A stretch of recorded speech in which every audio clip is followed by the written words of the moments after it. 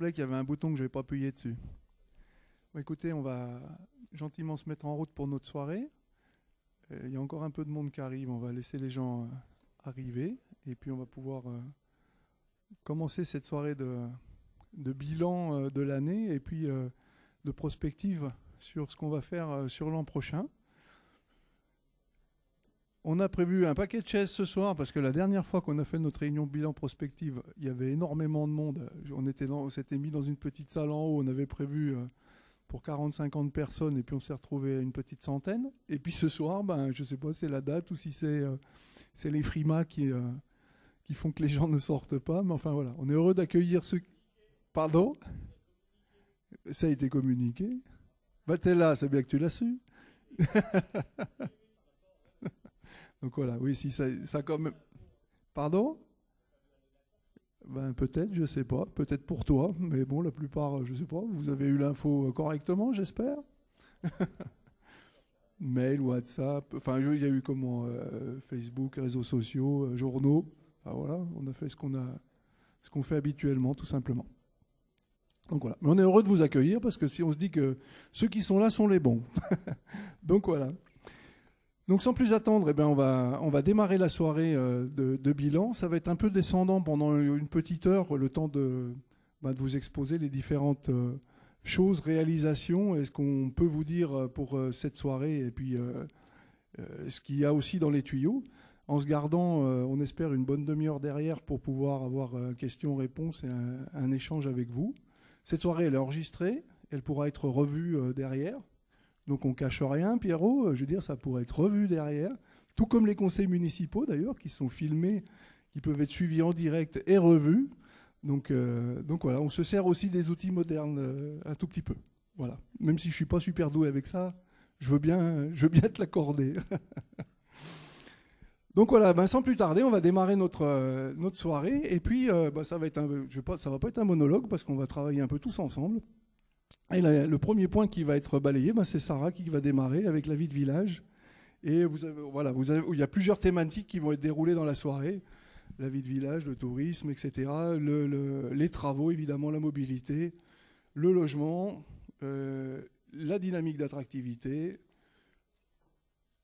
les points intercommunaux qui vont être développés par Yves et quelques points sur la gestion financière de notre commune et puis les perspectives pour 2025. Voilà ce qui vous attend pour cette petite heure entre nous.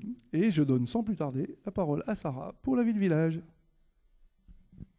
Donc cette année 2024, elle a été marquée par les 15 ans du jumelage avec Samoin et Fordon-Janus. Donc je salue aussi les personnes du comité qui sont encore là ce soir. Attendez, il faut juste que je reprenne mes notes. Sachant que l'année dernière, en fait, nous, on y est allé, donc l'année 2023 et l'année 2024, on a voulu les accueillir aussi bien qu'ils nous ont accueillis. Donc le 26 juin, on a accueilli une délégation sarde. Ils ont pu faire des visites avec le Septitrain, des tours en parapente pour les plus téméraires. Et la cérémonie de jumelage sur la place, qui était vraiment, vraiment un beau moment. Et surtout l'occasion pour les familles d'accueil de renouer des liens, de dépoussiérer aussi son italien. Et même le maire, pour ceux qui étaient là, a fait son discours en italien. Et ça, c'était vraiment un moment d'anthologie. Ensuite, on a la vie culturelle et sociale. Je passe le micro à Monique. Bonsoir à toutes et tous. Donc, je vais vous parler quelques mots sur ma délégation, c'est-à-dire le social et le scolaire. Donc, on va commencer par le social et par nos aînés. Donc, on soutient bien sûr, autant que faire se peut, nos administrés dans leur vie quotidienne.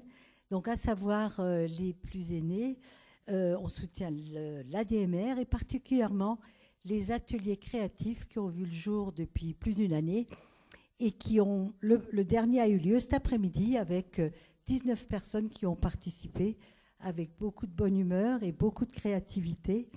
Donc, ces ateliers ont lieu 4 fois par an, sont menés de main de maître par Christelle qui est Christelle Pellet. Pellet, pardon, ça y est, j'avais monnaie en tête, mais je savais bien que c'était pas ça.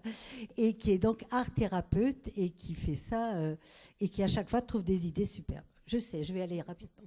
Je me suis chronométrée, il n'y a pas trop de temps. Donc voilà. Ensuite, pour nos aînés toujours, samedi dernier a eu lieu ici même le repas. que l'on partage avec les personnes de plus de 70 ans. Donc on en a quand même près de 450 sur la commune et il y en avait 130 qui étaient réunis ici même pour un moment qui est toujours très sympathique et très attendu par la plupart d'entre eux. Voilà. Concernant également des choses qui pourraient intéresser les personnes d'un certain âge, ce sont les ateliers numériques qui sont menés par l'UDAF, l'Union des familles. Et depuis quelques mois, ils sont là une fois, parfois 2 fois par mois. Maintenant, depuis le mois de juin, avec un superbe camion là, que vous avez peut-être eu l'occasion de croiser, ils sont implantés devant l'école de ski. Et la personne conseillère numérique, elle est là pour répondre à tous vos soucis, que ce soit sur le smartphone ou sur l'ordinateur. Et elle fait vraiment une aide très, très personnalisée. Donc, je vous alerte un petit peu parce qu'elle est là depuis quelques mois. Et en fait, contrairement à d'autres lieux où la mayonnaise a bien pris, il y a 5 ou 6 personnes qui sont concernées et pas davantage. Donc, elle m'a dit, mercredi, elle était là, dit, si ça ne démarre pas plus que ça, je ne sais pas si on sera capable de reconduire parce qu'évidemment, ça a un coût, le camion, la personne immobilisée pendant la journée. Donc, voilà. Donc, faites passer le mot pour que ce service qui est offert et gratuit donc pour tout le monde, puisse vraiment perdurer et rendre service à beaucoup de gens. Hein. Voilà, ça c'est vraiment un message que je voulais faire passer ce soir parce que c'est quand même important. Je pense qu'il y a encore quand même beaucoup de personnes un peu novices dans ce domaine et qu'un petit coup de pouce pourra être fort utile. Voilà. Concernant donc maintenant le chapitre scolaire, donc outre le financement traditionnel qu'on accorde à l'école sur les fournitures et les matériels divers, on est intervenu aussi sur ce qu'on appelle le PEAC, le parcours éducatif, artistique et culturel. C'est ainsi qu'au mois d'avril, ici même, 165 enfants de nos 2 écoles ont participé à des spectacles d'art vivant par des compagnies professionnelles, donc financées par la commune. Il y a eu aussi la 3e édition du festival de littérature jeunesse des Livres et moi, qui pendant notamment le vendredi, 302 enfants ont pu rencontrer des illustratrices, illustrateurs, écrivaines et écrivains autour de leurs livres. Donc il y a eu des ateliers à la crèche, dans les 2 écoles et aussi au collège. Et puis le week-end qui a suivi, donc le samedi, dimanche, ici même, il y avait des ateliers, des spectacles, des rencontres, tout ça gratuit pour tout le monde. Donc, certains ateliers ont été très plébiscités et puis il y en a certains qui ont été frustrés de ne pas pouvoir y assister. Mais bon, vaut mieux comme ça que l'inverse, n'est-ce pas? Donc voilà, ça c'est pour la jeunesse. Il y a encore un autre atelier créatif qui va démarrer pour ces enfants, c'est-à-dire qu'ils vont travailler avec 2 personnes du CAUE, le Conseil en architecture, en urbanisme et environnement, qui vont venir ainsi qu'avec tout le personnel de l'école, pour essayer d'imaginer une nouvelle cour de récréation qui sera en harmonie avec ce magnifique parking qu'il y a autour et toute la partie qui a été végétalisée et qui est fort bien réussie. Voilà, donc ça c'est pour les enfants. Et la dernière rubrique qui concerne un peu tous nos administrés, c'est les expositions aux écuries du château.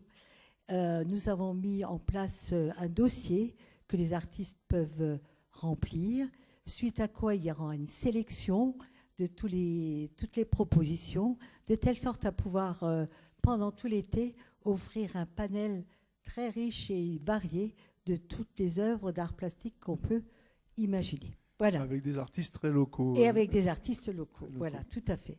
Donc pour moi, pour l'instant, c'est fini. Merci de votre attention. 2 mots toujours. Merci Monique. C'est toujours sur la culture, mais voilà, la Maison des Sœurs, donc en 2024, a été mise en service. Et donc les associations musicales, associations de musique actuelle et Harmonie municipale ont pu investir les lieux et puis maintenant l'utiliser normalement quelque part. Voilà, ça faisait un moment qu'on a fini enfin ce chantier, même si encore les abords à terminer.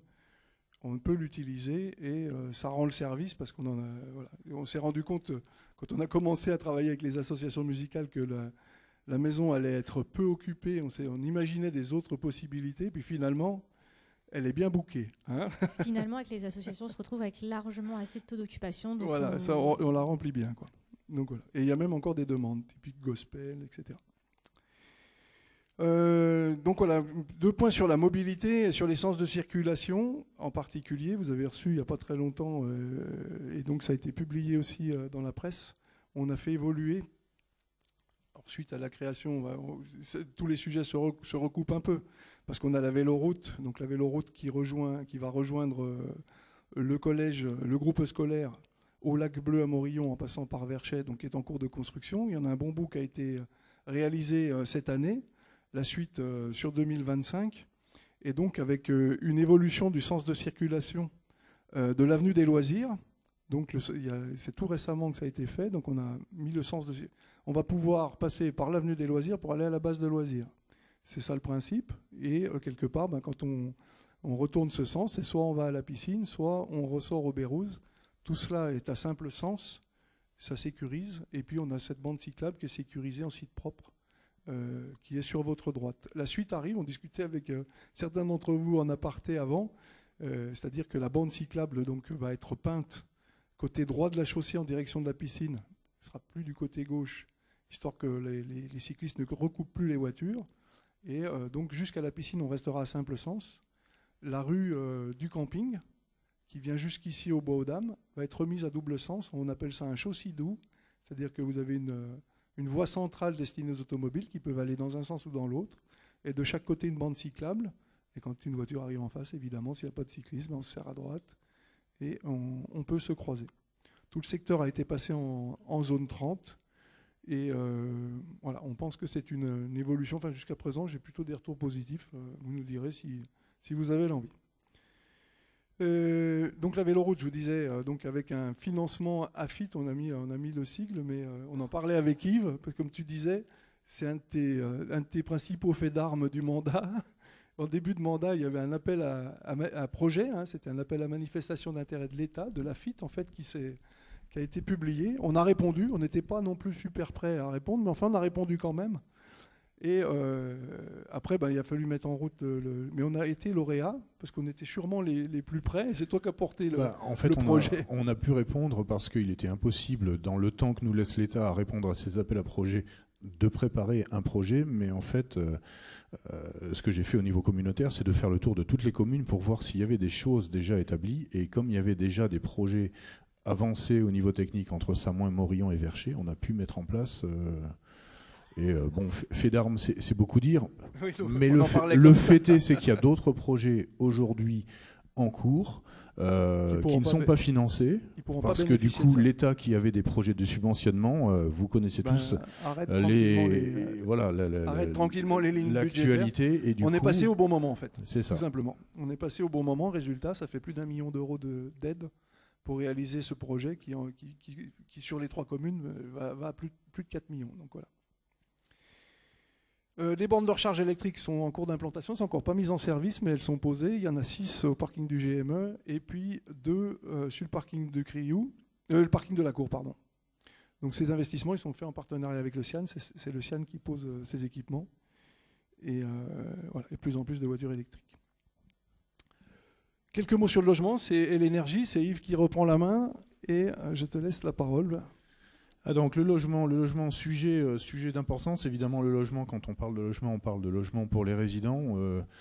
Beaucoup d'entre vous savent que c'est un vrai problème pour les résidents d'arriver à se loger ici. On a une population qui a tendance à stagner, voire à diminuer, mais c'est un peu un trompe-l'œil, la stagnation, parce que la réalité, c'est une population qui se nourrit de plus en plus de retraités. Donc la réalité, c'est que notre population, elle vieillit, et donc il est absolument important de trouver des solutions pour essayer de loger des résidents.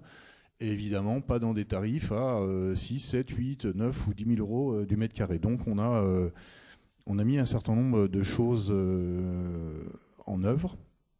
Alors je vais commencer par le côté le plus douloureux, puis ça nous permettra d'aborder ce qu'on a mis en œuvre avec ça. Je vais tout de suite parler d'une question de fiscalité. Certains ont été au courant, certains sont peut-être touchés. Il y a une nouvelle fiscalité qui a été ajoutée l'année dernière sur les résidences secondaires.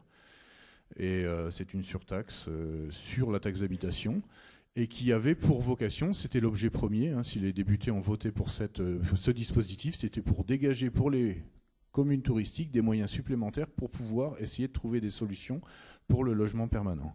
Eh bien, entre autres, ça a permis à la commune de Samoin d'acheter l'ancienne colonie de Senlis à Planprat pour un investissement de 2,5 millions d'euros.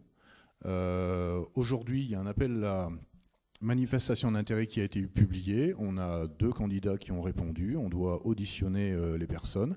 On leur a indiqué donc, qu'on vendait l'intégralité du tenement et on leur demande de faire au minimum 50 logements aidés. Alors je vais faire une parenthèse. Au minimum 50% de logements aidés. 50% de logements Voilà. aidés, pardon. Je vais faire une parenthèse sur le logement aidé. Pourquoi est-ce on en reparlera tout à l'heure, pourquoi le logement aidé? C'est parce qu'aujourd'hui, on n'est pas en capacité, on n'a aucun outil réglementaire au niveau de l'urbanisme de venir dire à tel endroit, on peut construire ou avoir des logements uniquement pour les résidents. C'est-à-dire des logements qui ne vont pas partir à la spéculation et être acquis à des tarifs avantageux et revendus moyennant une très grosse plus-value à une occupation touristique ou de résidence secondaire. On n'est pas capable de faire ça. Le seul moyen de réserver des logements à l'habitat résidentiel permanent, c'est le logement aidé. Je dis aidé, je ne dis pas logement social, parce que c'est vrai que c'est ça aussi, sauf que la réalité des plafonds de revenus dans la commune de Samoin, qui aujourd'hui est classée en catégorie A, sont quand même assez élevés. Et il couvre quasiment 80% de la population. C'est-à-dire même de la classe moyenne ou classe moyenne supérieure peut rentrer dans ce type de logement-là. Donc du coup, pourquoi les logements aidés? Parce qu'on sait que ces logements ne peuvent pas être sous-loués, ne peuvent pas être utilisés en location saisonnière. Et puis, c'est des logements qui ne sont pas sujets à la spéculation. Donc il y a les logements évidemment locatifs sociaux, mais il y a aussi l'accession. On parlera tout à l'heure de bail réel solidaire. C'est un dispositif qui permet à ce que les gens aient de l'accession à des tarifs raisonnables. Le premier projet qui sortira sur la commune d'ici quelques mois, c'est 1 mètre carré à 3 700 € du mètre carré.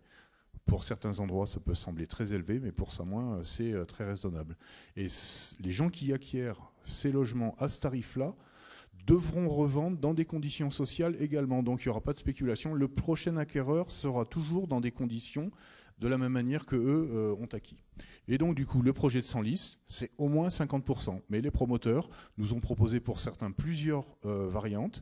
Soit ils proposent une somme plus importante à la commune dans l'achat du tenement, et ils font plus de logements sociaux, soit ils nous offrent moins et on a... C'est l'inverse, c'est-à-dire soit ils offrent plus et du coup on a... Du coup, il y aura plus de logements libres et moins de voilà. logements aidés, mais, voilà. ou inversement, quoi. Et donc du coup, ça sera à nous de faire notre choix, mais on a fixé le curseur minimum à 50% de logements. On a une solution qui nous est proposée dans lequel c'est 100% de logements aidés.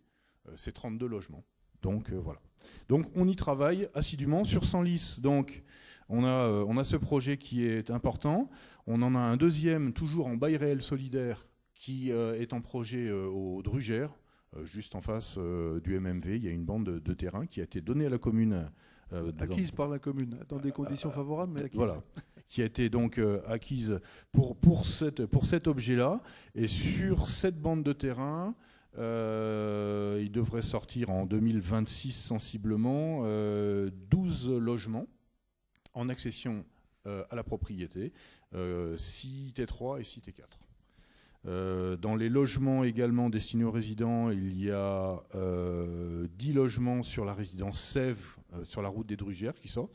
Donc ces 10 logements, c'est une émanation de la réalité de notre PLU. Dans cette zone-là, il y a une zone d'aménagement programmée dans lequel, ce n'est pas le cas sur toute la commune, puisque la commune de Samoin n'est pas soumise à la loi SRU qui impose un minimum de 25% de logements sociaux, mais dans cette zone-là, alors je ne sais jamais si c'est 20 ou 25%, c'est 20% sur cette zone-là, et donc les 10 logements locatifs sociaux sur la résidence Sèvres, c'est la résultante d'une nouvelle construction de résidences secondaires, mais dont il y a quand même 20% du total ça fait 10 logements voilà, qui ça vont fera être 10 logements livrés cet hiver-là. Donc voilà, on a un gisement d'une cinquantaine de logements. C'est évidemment pas simple, mais voilà, on avance. C'est pas simple, mais c'est pareil, parce que 50 logements pour des familles ou pour des gens qui vivent au pays ou qui y travaillent, c'est tout sauf neutre. Hein. Je veux dire, s'il y a un enfant par logement, c'est 2 classes à l'école. Hein. Voilà. Voilà, donc évidemment, on vise plus les T3 et les T4 que les T1, bien entendu. Voilà. Dans le logement, il y a aussi un autre dispositif qui a été pris. Alors, c'est pas directement un dispositif qui est pris pour favoriser le logement, mais il l'est un peu. Il est surtout pour essayer d'enrayer un peu la frénésie de construction de résidences secondaires sur la commune. Il y a une révision, une modification du PLU qui est en cours d'étude, qui devrait s'appliquer courant de l'année 2025, dont un certain nombre de dispositifs ont été pris.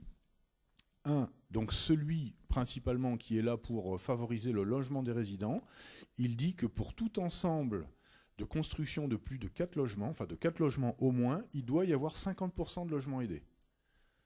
Donc ça peut créer du logement pour les résidents, ça peut freiner la construction de résidences secondaires, ça doit faire baisser un petit peu le prix du foncier. Alors évidemment, les détenteurs du foncier, peut-être que ça ne les intéresse pas forcément, mais le fait est, c'est que le nombre de terrains constructibles sur la commune, de toute façon, c'est pas une quantité finie. Il y a un moment, il faudra réserver ce qui reste de constructible pour les résidents.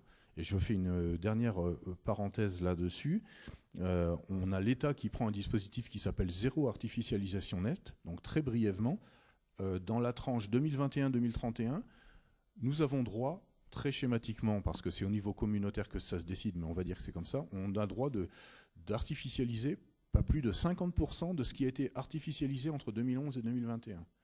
En 2031-2041, ça sera encore 50% de ce qui a été fait en 21-31 pour arriver en 2050 à 0% d'artificialisation. C'est-à-dire pour construire des nouvelles choses, il faudra soit désartificialiser, soit prendre un bâtiment, une friche, un bâtiment ancien, le raser pour reconstruire quelque chose de peut-être plus grand, de peut-être plus dense. Donc de toute façon, on sait que la perspective de construire et de couvrir tous les terrains, d'ici quelques années, quelques décennies, ça sera terminé. Donc il est absolument urgent de prendre des dispositions aujourd'hui pour que les logements, enfin les terrains qui sont encore disponibles soient consacrés aux résidents permanents. Surtout que sur la commune, actuellement, on est à 75-25, même un peu plus. Alors le PLU disait 70-30, on est à 82-28. 82-28. 82-18. 82-18. Oui. Voilà. Donc 18% on est de déjà résidences au-dessus principales, de ce que dit 82% le PADD. de résidences secondaires. Voilà. Et deux autres dispositions, alors qui n'ont pas, parce que je parle de cette petite modification du PLU, je l'évoque là, même si c'est pas lié au logement.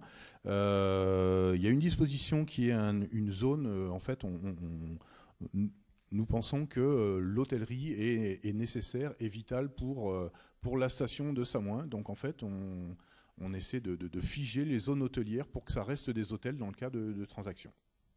Et puis la troisième, ça c'est pour plutôt l'harmonie et le côté esthétique de notre village. Une des richesses de notre village, ce sont des villas, ce sont des zones assez aérées. Le centre-village aéré comme on l'a à Samoin, c'est une vraie richesse qui lui donne son esthétique, sans vouloir froisser nos voisins DG. Voilà, l'équipe municipale, c'est pas ce genre de choses que l'on souhaite, c'est-à-dire de toujours raser des petites choses pour en faire des plus grosses. Et donc en fait, on rajoute un coefficient de pleine terre qui fait que quand quelqu'un construit sur un terrain, il va être obligé de laisser une partie de pleine terre qui par défaut donc va forcément réduire la taille des bâtiments. Ce qui nous permettra d'avoir des choses un peu plus aérées avec un petit peu plus de verdure. Voici donc pour le logement, pour ce qui est de... Peut-être deux mots sur le calendrier de cette modification, donc qui est Oui. lancée, hein, donc comme tu en parlais. Donc en ce moment, donc les documents sont rédigés et on est dans la phase de consultation des personnes publiques associées. Donc c'est tout, c'est les communes voisines, c'est la communauté de communes, c'est le département, c'est toutes les institutions qui sont sollicitées. On a envoyé, je pense, une bonne 50aine de courriers. La chambre de commerce, tous les organismes sont sollicités, doivent nous faire un retour, ils ont 2 mois. Ensuite, il y aura une enquête publique, donc tout un chacun pourra aller observer les documents et faire ses propres observations et que ce soit noté au rapport du commissaire enquêteur. Derrière cette enquête publique, donc le commissaire enquêteur fait un rapport, il y a de nouveaux arbitrages potentiels sur ce qui est proposé. Et ensuite, une délibération du conseil municipal viendra entériner ce qui est posé et ensuite une validation par le préfet pour que ce soit applicable. C'est probablement le calendrier nous emmène à avril-mai pour une validation de cette modification. On appelle ça une modification, c'est une modification mineure. Ce n'est pas une révision permet de toucher au zonage. Là, on ne touche absolument pas le zonage, c'est le règlement à l'intérieur des zones, juste pour rappeler la fonction. Voilà, donc quelques mots sur le réseau de chaleur. Un autre sujet donc sur la partie énergie, j'en parle ici pour des réalités qui se sont déjà enclenchées et je reviendrai tout à l'heure dans les perspectives sur d'autres sujets. Donc sur le sujet des énergies, donc on a une actualité qui est le réseau de chaleur. Vous avez probablement, la majorité d'entre vous ont entendu parler du projet de construire une chaufferie bois avec un réseau de chaleur communal. Et donc c'est une réalité, il a commencé à se déployer, la chaufferie n'est pas encore construite, mais on a commencé à déjà poser une partie des canalisations sur la route des Drugères. On a eu des travaux sur le parking du groupe scolaire, on a posé également des canalisations. Et puis, entre autres, pour alimenter Sèvres, donc cette fameuse résidence dont je vous parlais tout à l'heure. Donc les canalisations alimentent déjà et il va y avoir une chaufferie temporaire qui va alimenter cette résidence, puisqu'évidemment la temporalité d'installation et de fin des travaux du réseau de chaleur doit aussi s'adapter à la réalité de certaines constructions qui ont accepté de dire on se connecte au réseau, sauf que quand ils ouvrent leurs portes, si on n'est pas prêt, on se doit de les connecter. Donc ça sera pendant une saison à peu près des chaufferies au propane et la livraison de la chaufferie et du réseau de chaleur dans son état final devrait être courant 2026. 25, fin 2025, fin 2025. Mise en chauffe à l'automne 2025. Donc voilà. C'est une compétence qui a été déléguée au CIAN et c'est une concession. En fait, c'est l'entreprise qui construit le réseau de chaleur va l'exploiter pendant 20 ans. Savoir que c'est quand même un budget de plus de 6 millions d'euros qui est investi pour cette réalisation.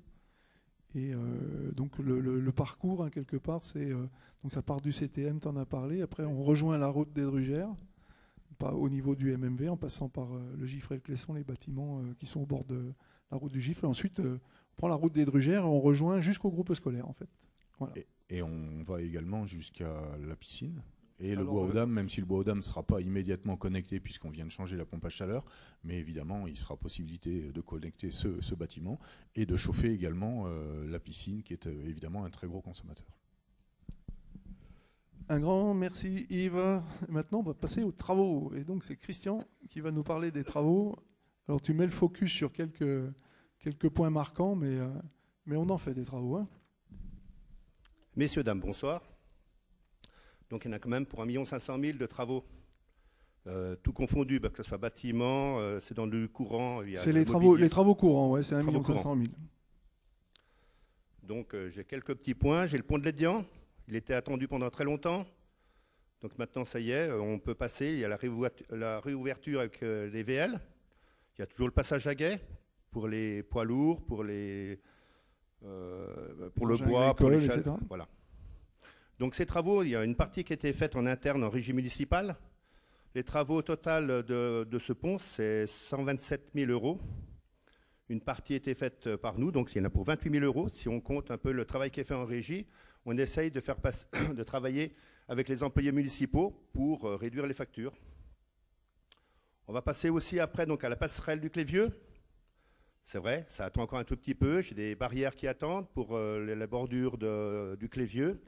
La passerelle du Clévieux, donc les barrières au bord du Clévieux seront mises mi-décembre.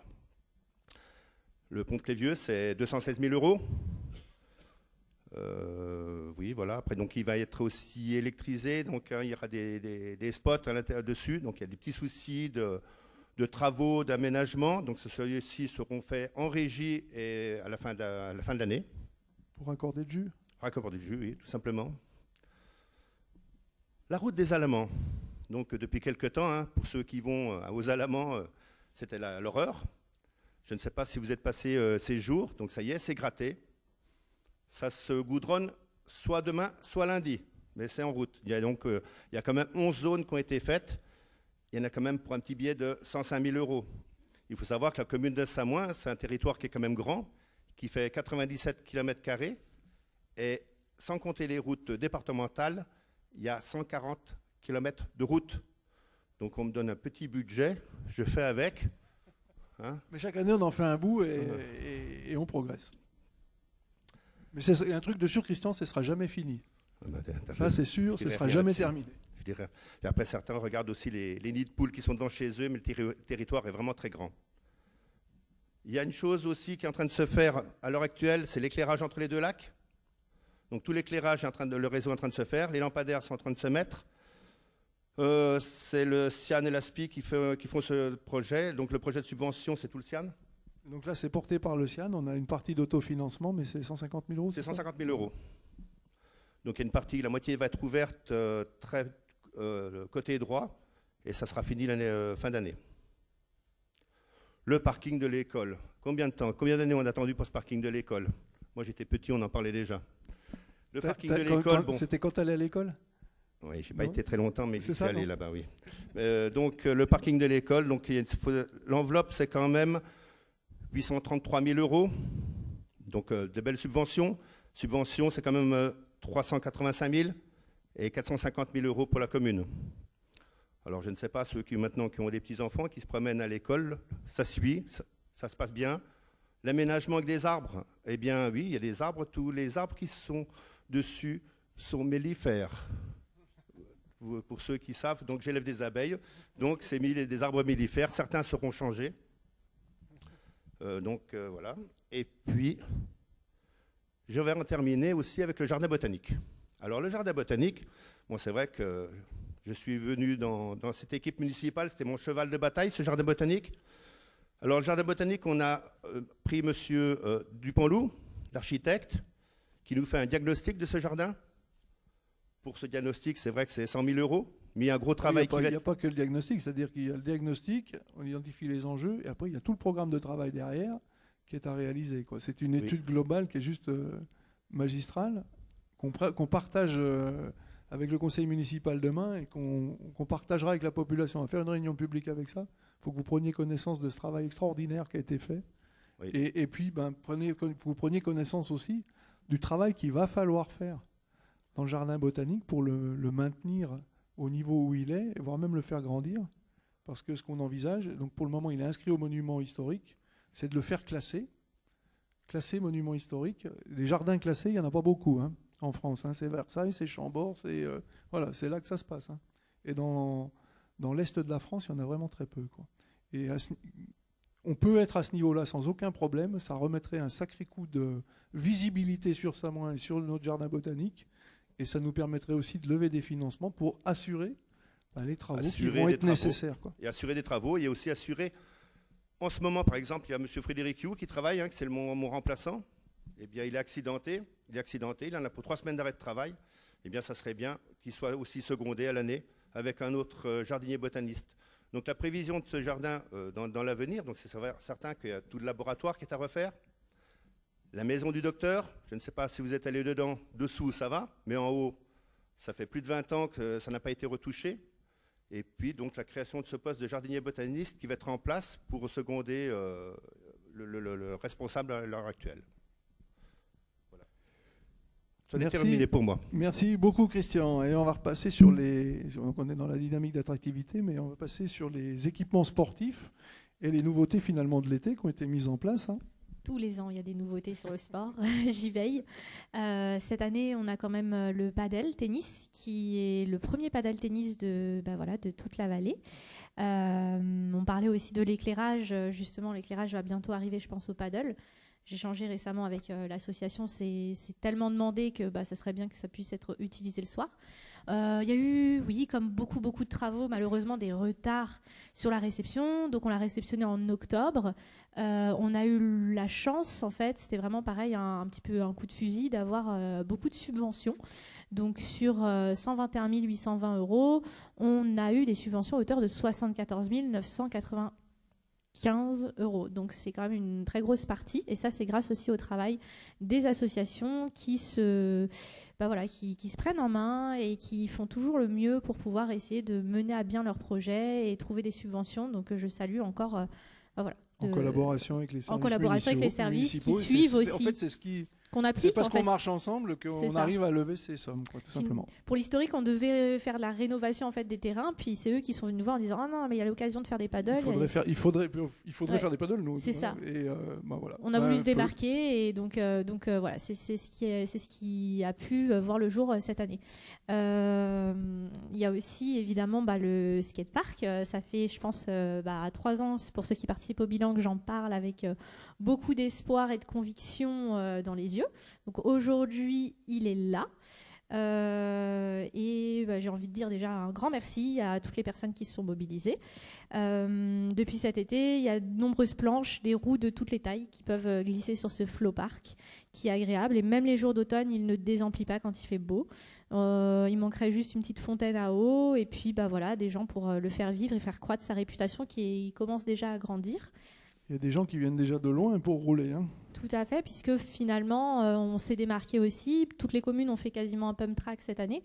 Nous, on a choisi de faire un skatepark pour permettre aux enfants d'évoluer dans leur pratique, peut-être d'avoir aussi des choses d'un niveau plus conséquent. Ce qui est marrant, Sarah, c'est qu'il n'y a pas que des enfants. Hein. Non. Moi, chaque fois que j'y vais, il y a des gens qui ont une bonne quarantaine et qui roulent fort. Hein. C'est pour tout le monde, en fait. C'est vraiment c'est quelque chose pour tout le monde, pour toute l'année. Et pour tout le monde, c'est pour ça qu'il y a aussi un amphithéâtre qui va être engazonné l'été prochain. On voit qu'il y a des buttes de terre. Donc ça va devenir finalement un amphithéâtre pour que toutes les familles puissent se réunir, pique-niquer à côté et partager justement des moments de rencontre et de sport. Sur le sport, on a aussi, on continue sur la glisse, pas que la glisse. Juste rappeler les coûts quand même. Ah oui, les coûts, excuse-moi, ils sont écrits, c'est vrai que pareil, niveau subvention. 484 000 euros de budget pour réaliser ce skatepark et on a été aidé 170 000 euros de subvention. Voilà, par le département et la région. Donc pareil, c'est quelque chose qui a pu, dont tout n'est pas supporté par la commune au niveau du prix. Et la patinoire aussi, on a aussi, mais je vais continuer sur les coûts.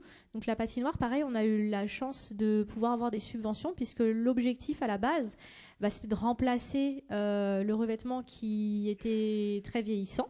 Et on s'est posé la question à plusieurs reprises, qu'est-ce qu'on pourrait faire comme revêtement pour que ça serve un petit peu plus que d'habitude. Donc en fait, on a investi pour remplacer ce plancher par une nouvelle activité estivale indoor. C'est parfait pour les étés pluvieux, utile aussi pour nos associations sportives. Ça permet par exemple au Hockey Club et à Glissize de rallonger leur saison. Donc le hockey, ça a été quand même assez un succès.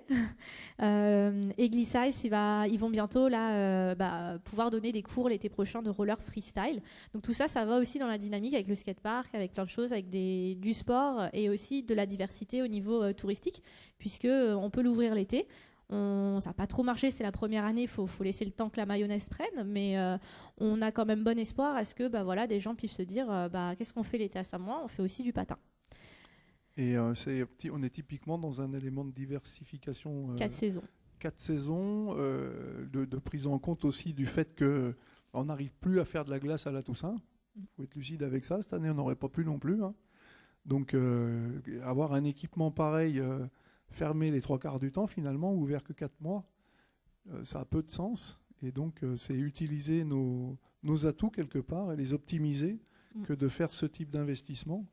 Et oui, moi j'en ai convaincu que le roller va prendre sa place sur le territoire largement autant que la glace. Alors là, la mise en glace, elle est faite. Elle est faite. Et on ouvre ce week-end. Ce week-end, exactement. La mise en glace est faite et c'est vrai que de plus en plus, quand nos services vont être habitués à poser ce plancher, parce que c'est quand même technique, à l'enlever et à pouvoir faire le ménage, on va pouvoir vraiment avoir une patinoire qui va être fermée très peu de temps dans l'année. Et on peut être fier de ça parce que c'est vrai que l'idée de fermer la patinoire, on a retourné le projet dans tous les sens, c'était très compliqué au niveau même urbanistique.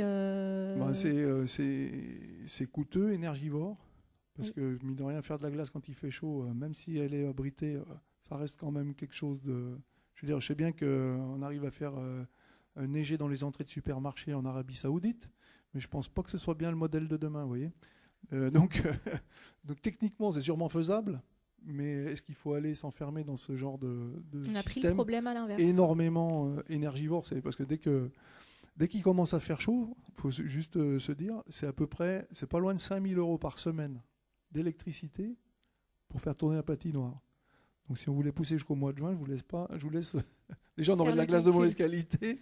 Pour de la glace en Pour plus de la de glace- très pour de la mauvaise glace de qualité, mauvaise qualité, voilà. puisque dès que Donc- c'est exposé, ça devient presque une pataugeoire, quoi.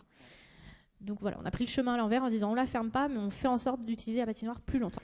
Et ça permet aussi d'organiser des événements parce qu'on a pu avoir le Cryocelt, on a pu avoir l'organisation de balles, d'activités, d'athlétisme. C'était Tout dans à fait. l'automne là où on a eu l'Athletic Club qui a monté une session sous la patinoire. C'était juste génial de voir tous ces gamins sauter, courir sur cette revêtement. surface.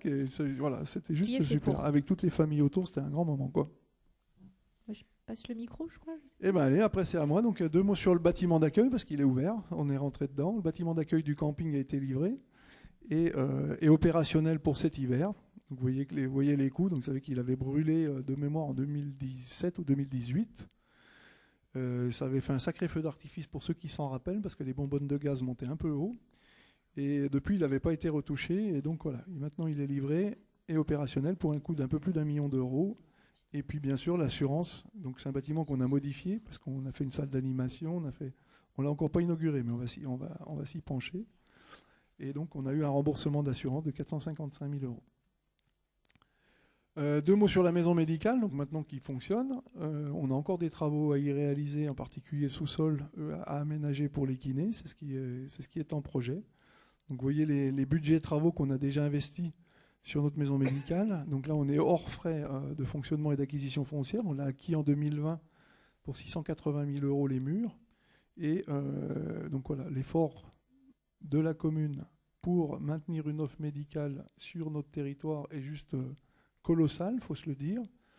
On n'a pas le choix, il faut le faire. On a pu installer des médecins qui vous prennent maintenant médecins traitants. Il y en a qui arrivent pour cet hiver, là, au mois de décembre. Donc il y en a un 3e qui vient vraiment se poser à l'année. On a une interne d'ailleurs, ça doit être une dame, puis encore une personne en renfort au mois de février.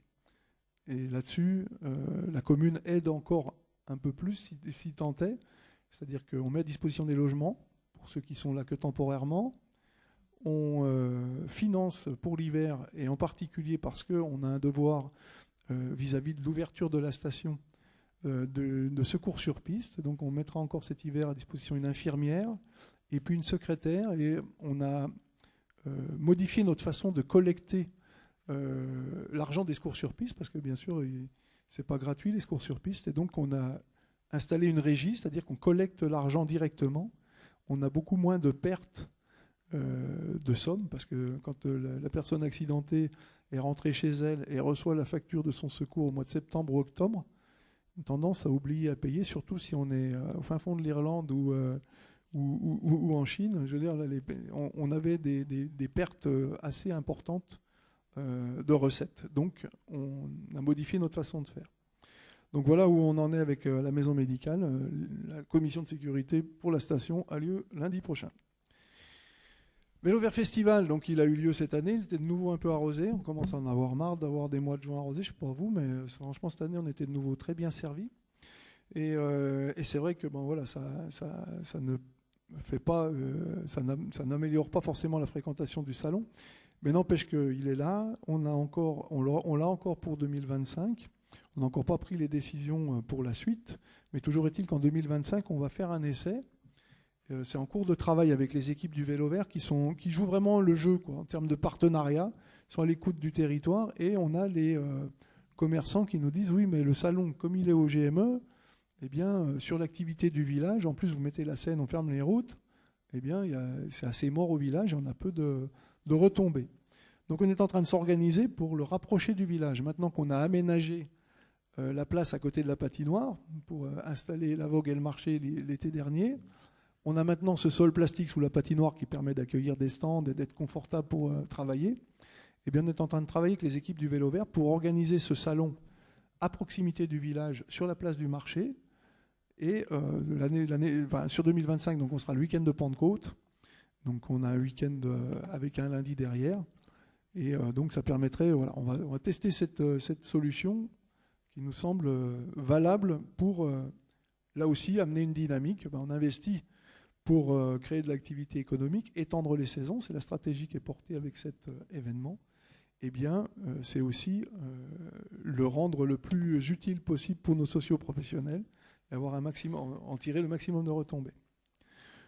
2 mots sur les refuges. Le refuge de Feuilly, donc sa mise aux normes est terminée, c'est-à-dire qu'il restait encore des parois coupe-feu et des portes coupe-feu qui ont été montées cet été, et maintenant c'est fini. Encore quelques détails à régler, mais après on est plus dans le sanitaire, dans la tuyauterie, etc.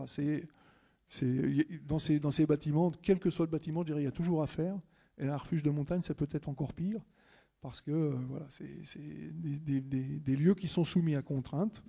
Et d'ailleurs, la cabane du Col de Cou, qui est en cours de construction, est un lieu qui va être soumis à contraintes, et c'est pour ça qu'il a une forme peut-être qui peut surprendre, mais n'empêche qu'en Suisse, tous les refuges sont construits sous cette forme, et en optimisant au maximum l'énergie, l'eau, l'autonomie. Ce sont des bâtiments juste exemplaires en termes d'autonomie énergétique, de retraitement de l'eau, de retraitement des effluents. Et c'est la performance qui est recherchée. Je dirais presque que c'est presque des modèles de construction pour l'avenir, parce que il faut économiser l'énergie, il faut économiser l'eau. Si on veut continuer à vivre sur cette planète, on a des lieux comme ça qui sont très contraints, et du coup on intègre tout ça dedans. Ce sont presque des petits laboratoires. Donc la livraison normalement devait être pour cet automne, et forcément, comme on le dit pratiquement depuis le début de la séance, tout est en retard. On n'arrive jamais à livrer quelque chose à l'heure. C'est fou, mais c'est comme ça. Il y a toujours un couac dans la machine qui fait qu'on décale. Donc là, c'est un artisan qui a pris du retard, qui a retardé toutes les équipes. Et donc là, le chantier est arrêté hiverné. Et donc, il reprendra au printemps pour terminer pour une ouverture estivale. Voilà.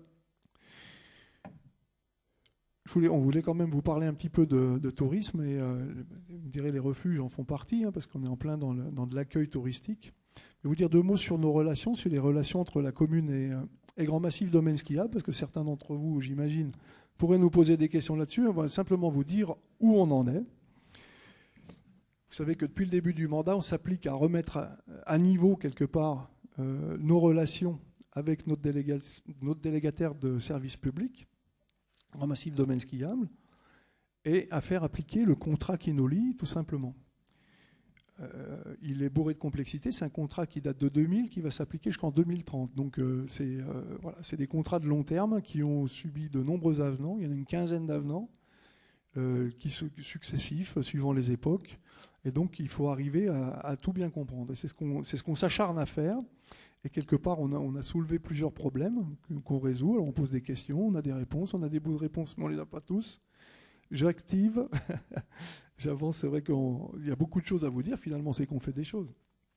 Donc voilà, 2 sujets qui nous restent à régler. Il y en a un, c'est le sujet de la redevance. On n'est pas d'accord sur le calcul de la redevance. Le Grand Massif Domaine Skiable a été exonéré de redevance quand ils ont construit le Grand Massif Express. Le GME a été financé par Grand Massif Domaine Skiable, et la commune avait choisi d'exonérer le délégataire de redevance à due concurrence de la valeur de l'appareil. C'est à peu près 6,5 millions d'euros. C'est 42 millions de francs, exactement. Et donc, il y avait une exonération de redevance qui devait durer jusqu'à ce qu'on ait couvert cette somme. Nous, nos calculs nous font apparaître qu'on a couvert la somme en 2019. Et pour GMDS, non, la somme, elle n'est pas échue. Elle court largement jusqu'en 2030. Parce que leur mode de calcul n'est pas forcément le même. Voilà, il y a une interprétation de la formule de calcul. On a fixé les choses en début de mandat. On a fait tous les points juridiques possibles et imaginables et je vous garantis que c'est quelque chose de très complexe à mettre en œuvre au plan juridique. Tenter une conciliation, c'est prévu au contrat, on l'a fait. Et la conciliation n'a rien donné, on s'y attendait un petit peu, mais enfin on a joué le jeu jusqu'au bout.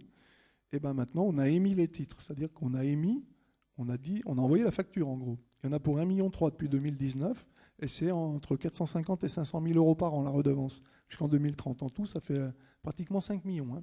C'est pour la commune, ça ne tombe pas dans nos poches à nous. Mais vous imaginez les projets qu'on peut porter avec des sommes pareilles, ou le niveau d'entretien qu'on peut mettre à notre territoire en étant avec ça. Donc, On a émis les titres. On s'y attendait. Grand Massif Domaine Skiable les a attaqués devant le tribunal administratif, donc ne veut pas payer.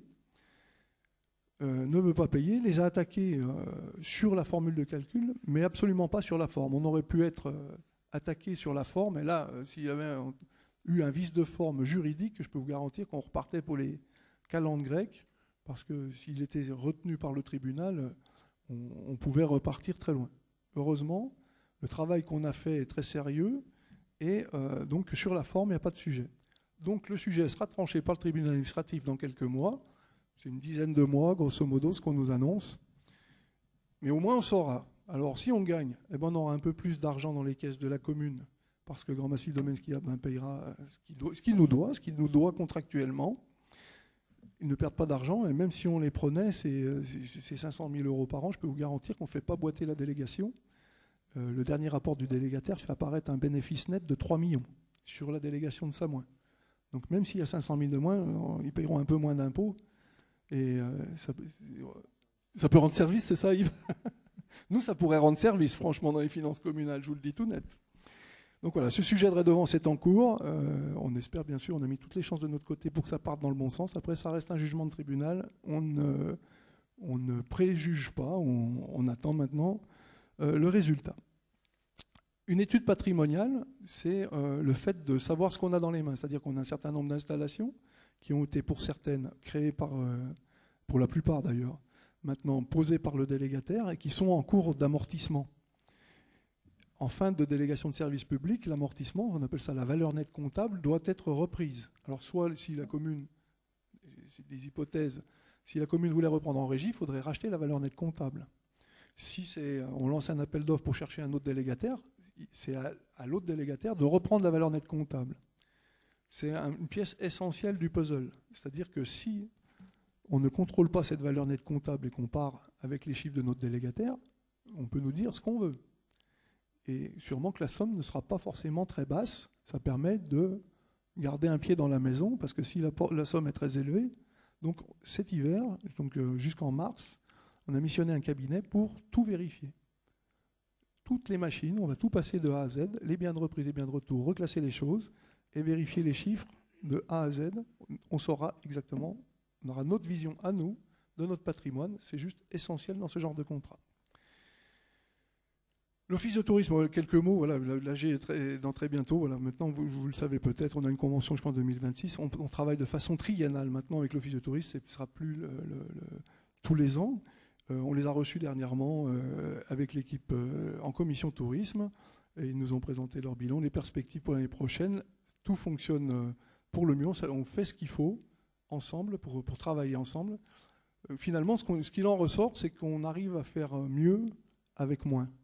C'est pas si mal, et je pense que c'est un peu l'air du temps au niveau national, si on pouvait regarder ça voilà.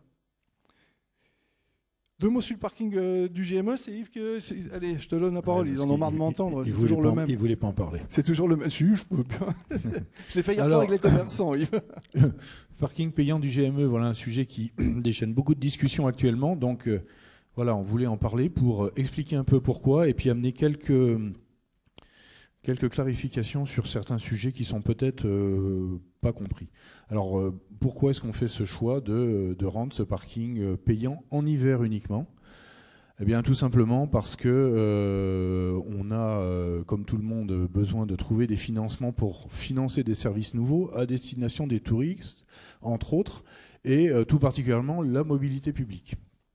Donc, de rendre ce service payant, c'est un moyen de financer. Certains se sont peut-être rendus compte qu'il y a des navettes publiques qui sont quasiment toutes gratuites, ou plus exactement offertes, puisqu'elles ont un coût. Les navettes publiques hivernales, c'est 1 200 000 € à peu près au niveau communautaire. Alors sur 1 200 000 €, la moitié sont prises en charge par le délégataire des remontées mécaniques. Il y a un quart qui est pris par la région et le reste qui est au service donc des communes. Mais il faut quand même le financer. On a mis en place, alors quand je dis on, c'est au niveau communautaire, puisque du coup le transport public c'est une compétence communautaire. On a pu mettre en place un système de navettes dites randobus qui permettent de l'itinérance beaucoup plus facilement. Ça a été très apprécié. Donc c'est un coût, c'est un coût supplémentaire. Et voilà, c'est principalement pour cela. Il reste tout un tas de parkings qui sont gratuits aux alentours.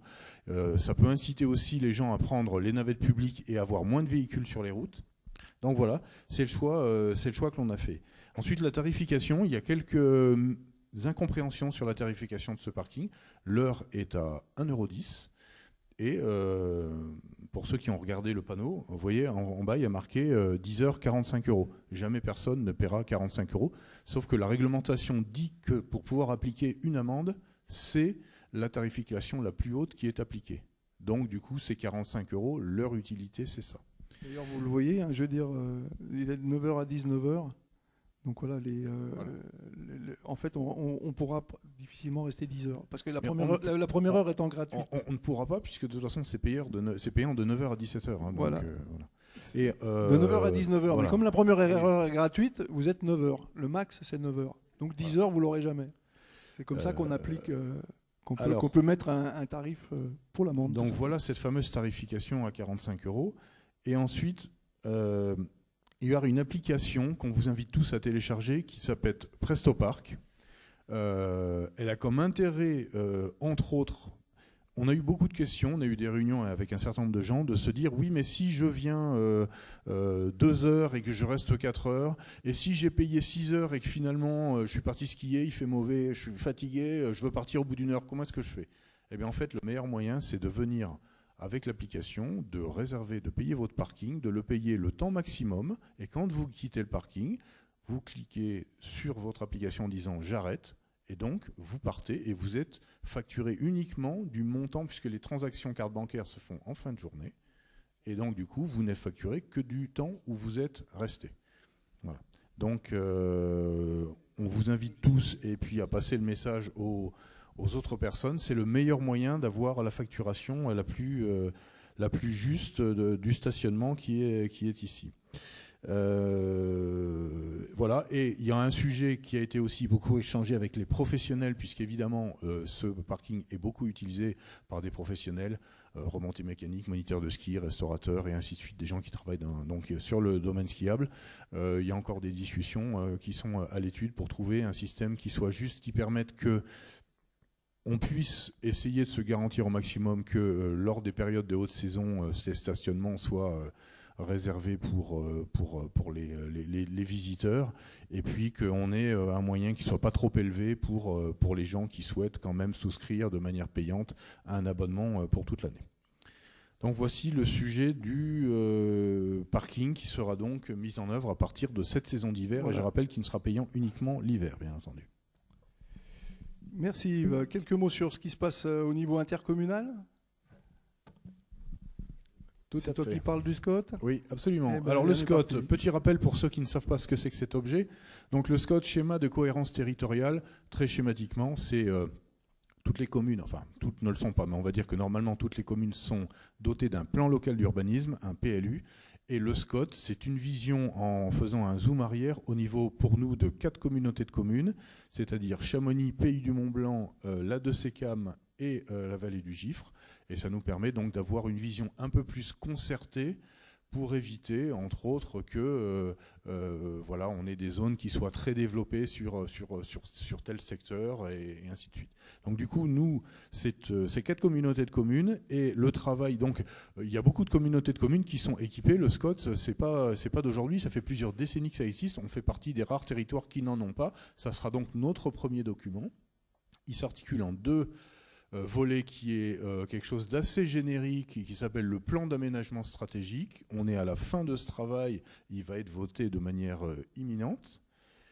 Et ensuite vont commencer, dans le premier semestre 2025, le document d'orientation et d'objectifs qui va rentrer beaucoup plus dans le détail, où entre autres on va dire, alors on ne vient pas du tout rentrer à la parcelle commune par commune, ce sont des grands ensembles où on va dire voilà, sur tel territoire on aura telle surface de zone d'activité, on aura de l'équipement résidentiel, voilà, c'est quelque chose qui va permettre de répartir au niveau des territoires les différents zonages. Ce travail sera fait courant 2025.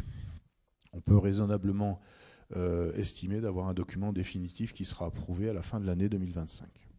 Donc c'est toi qui suis le dossier pour nous, parce que tu es vice-président du SCOT. Absolument. Autre sujet, alors on a la gestion des déchets, donc c'est 2 mots parce que c'est assez rapide.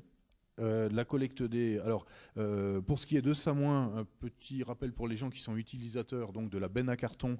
Beaucoup sont des commerçants, hein, parce qu'ils ont beaucoup de volume souvent. Donc la benne à carton, elle a déménagé, elle était au centre technique, et maintenant elle est à côté du pont derrière la fruitière, le pont sur le Clévieux, même si l'équipement définitif, là aussi, a pris du retard. Donc il y a une benne, même s'il n'y a pas encore le compacteur, mais voilà. Pour ceux qui ont des gros volumes de carton, c'est derrière la fruitière que ça va se passer désormais. Voilà. Et il n'y a encore pas le compacteur, il va être livré. Voilà. Voilà. Mais il est toujours pas, il est en retard, comme tout. Et alors un petit sujet sur la collecte des déchets. Il y a un certain nombre, forcément, quand on vient vous récupérer vos ordures ménagères devant votre pied de porte et qu'on ne le fait plus le lendemain, forcément, ce n'est pas forcément agréable. La communauté de communes, comme toutes les collectivités, doit gérer son budget. Et on a investi beaucoup sur le tri, sur l'implantation de nouvelles zones pour les collectes des déchets. Et donc le choix est d'essayer d'avoir une collecte qui est beaucoup moins coûteuse en rassemblant sur des points d'apport volontaire.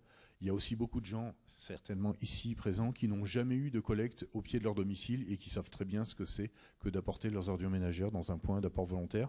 Ça aura certainement tendance à se généraliser pour optimiser la collecte. Ensuite, dans des sujets divers sur les projets de la communauté de communes, la maison funéraire, ça devient tout à fait concret. Alors la maison funéraire communautaire se situera quand vous êtes au rond-point de Vercher et que vous prenez la route pour monter vers Vercher-le-Haut. Vous avez peut-être vu qu'il y a eu un déboisement sur la droite. Et donc dans cette petite ligne droite, sur la droite, il y aura le nouveau cimetière de Vercher et il y aura la maison funéraire. Donc la maison funéraire a été validée. Nous avons choisi l'architecte qui nous a pour l'instant proposé des esquisses.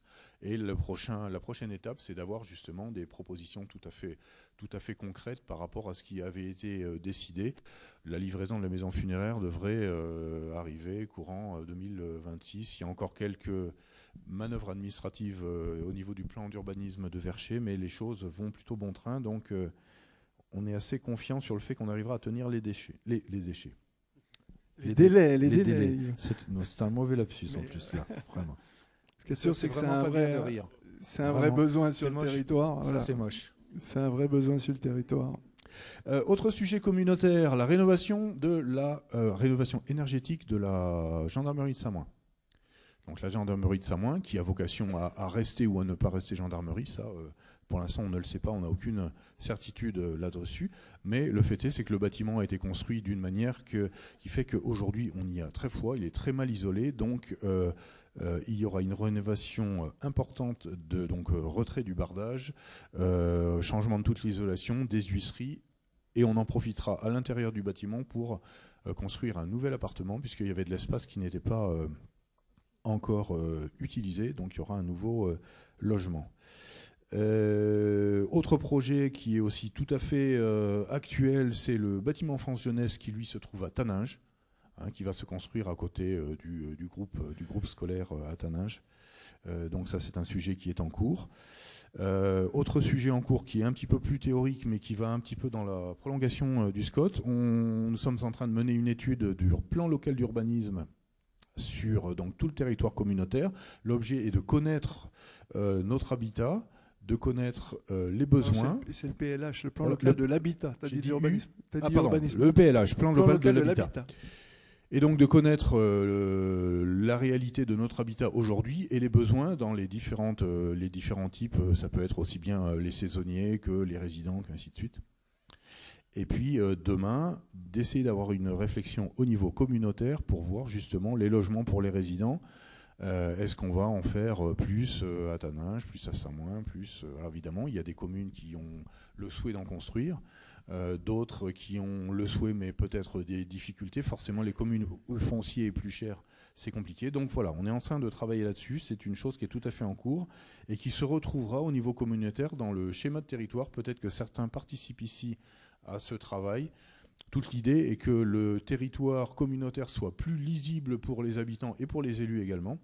C'est-à-dire qu'on voit un petit peu la trajectoire vers laquelle il va pour qu'on puisse s'intégrer dans ce projet beaucoup plus facilement. Et puis, C'est tout.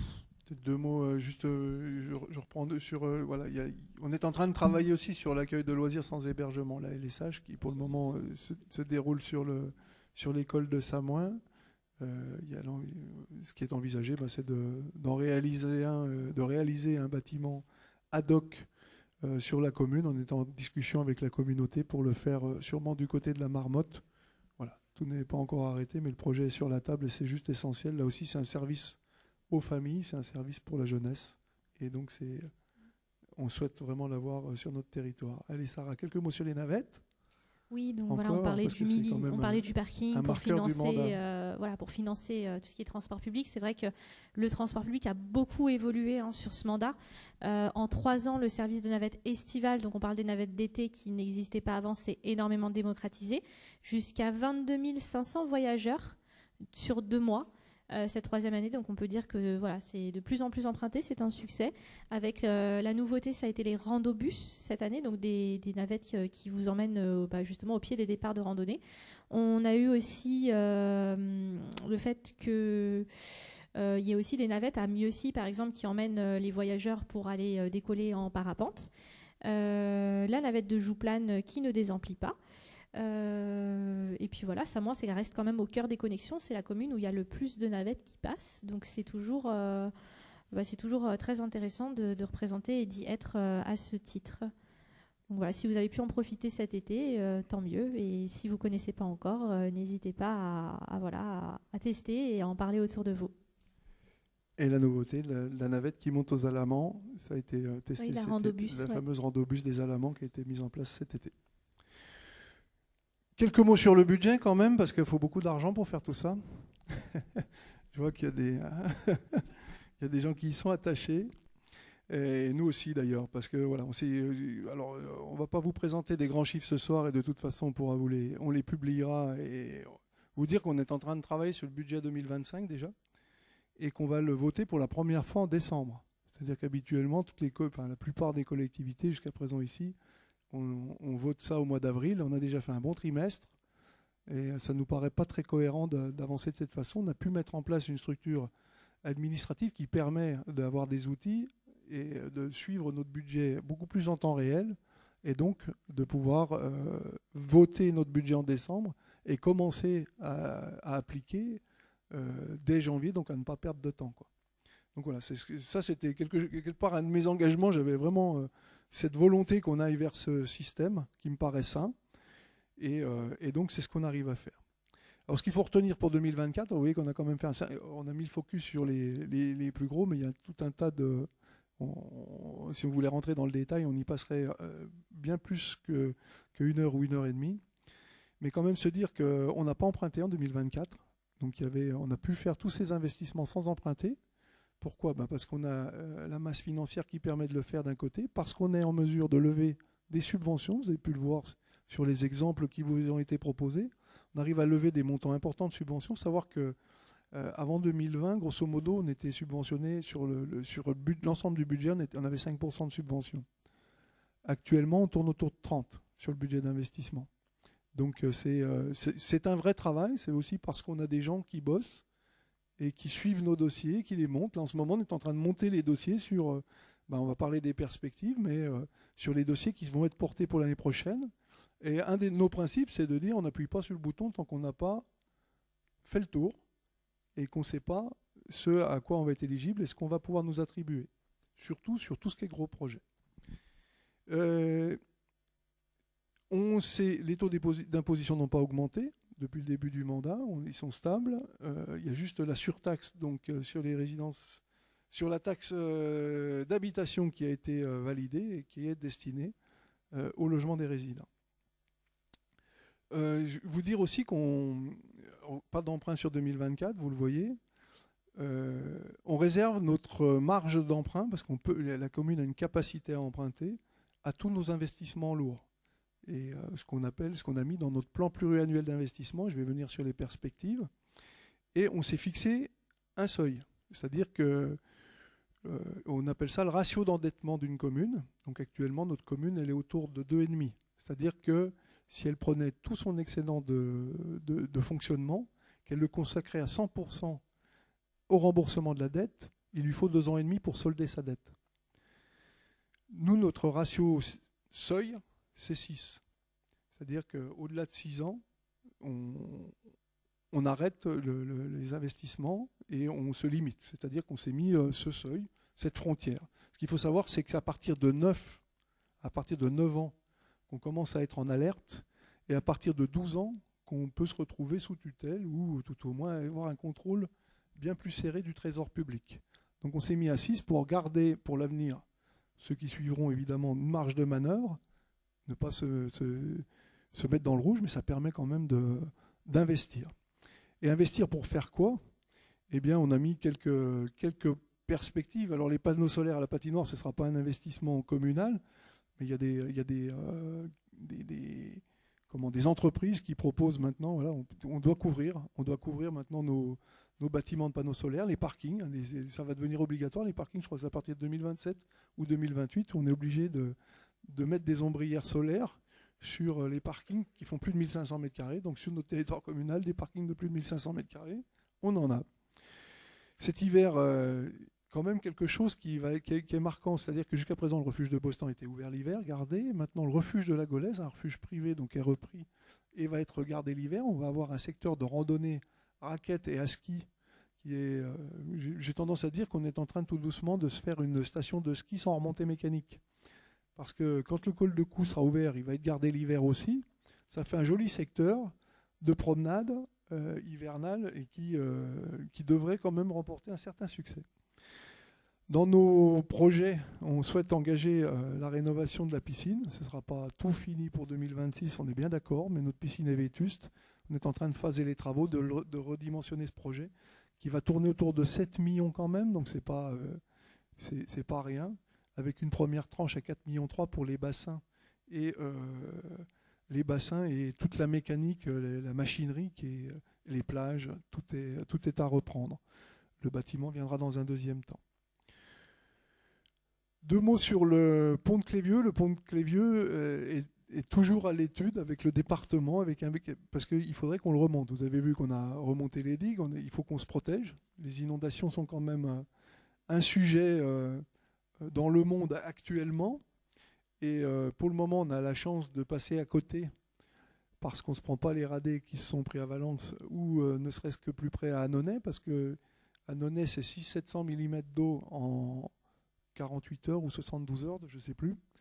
Mais quand on avait eu les problèmes au Bérouz en 94, on les a eus avec 130 mm. Hein. Donc il ne faut pas qu'on se prenne une radée pareille sur nos cours d'eau. On serait vraiment en grande difficulté. Donc il faut se protéger, c'est pour ça que... Et d'autant plus qu'on a construit derrière nos digues, hein, comme dans beaucoup d'endroits en France et ailleurs. Donc ce pont de Clévieux pose problème parce qu'il faut le rehausser. Donc une étude est en cours pour le remonter. On a encore une restitution là, dans le courant décembre avec le cabinet Montmasson. On se rend compte de la difficulté technique de remonter ce pont d'1 mètre, parce que c'est ça le sujet. Et les fortifications qu'il faudrait faire on reviendra devant vous pour vous présenter les hypothèses, mais ça reste un sujet technique très complexe qu'il faut faire. Il faut qu'on protège nos habitations et notre tout ce qui certains d'entre vous doivent habiter en contrebas sous la ville, sur la ville, de l'autre côté, du côté des Béquilles, à Révis et tout le secteur là. Voilà, c'est essentiel qu'on puisse rehausser notre niveau de protection. Ça fera peut-être jamais tout. Je veux dire, parce que si ça arrive comme à Annonay ou comme dans la vallée de la Roya, peut-être bien qu'on n'y arrivera pas. Mais par contre, si on peut se protéger un peu plus, voilà.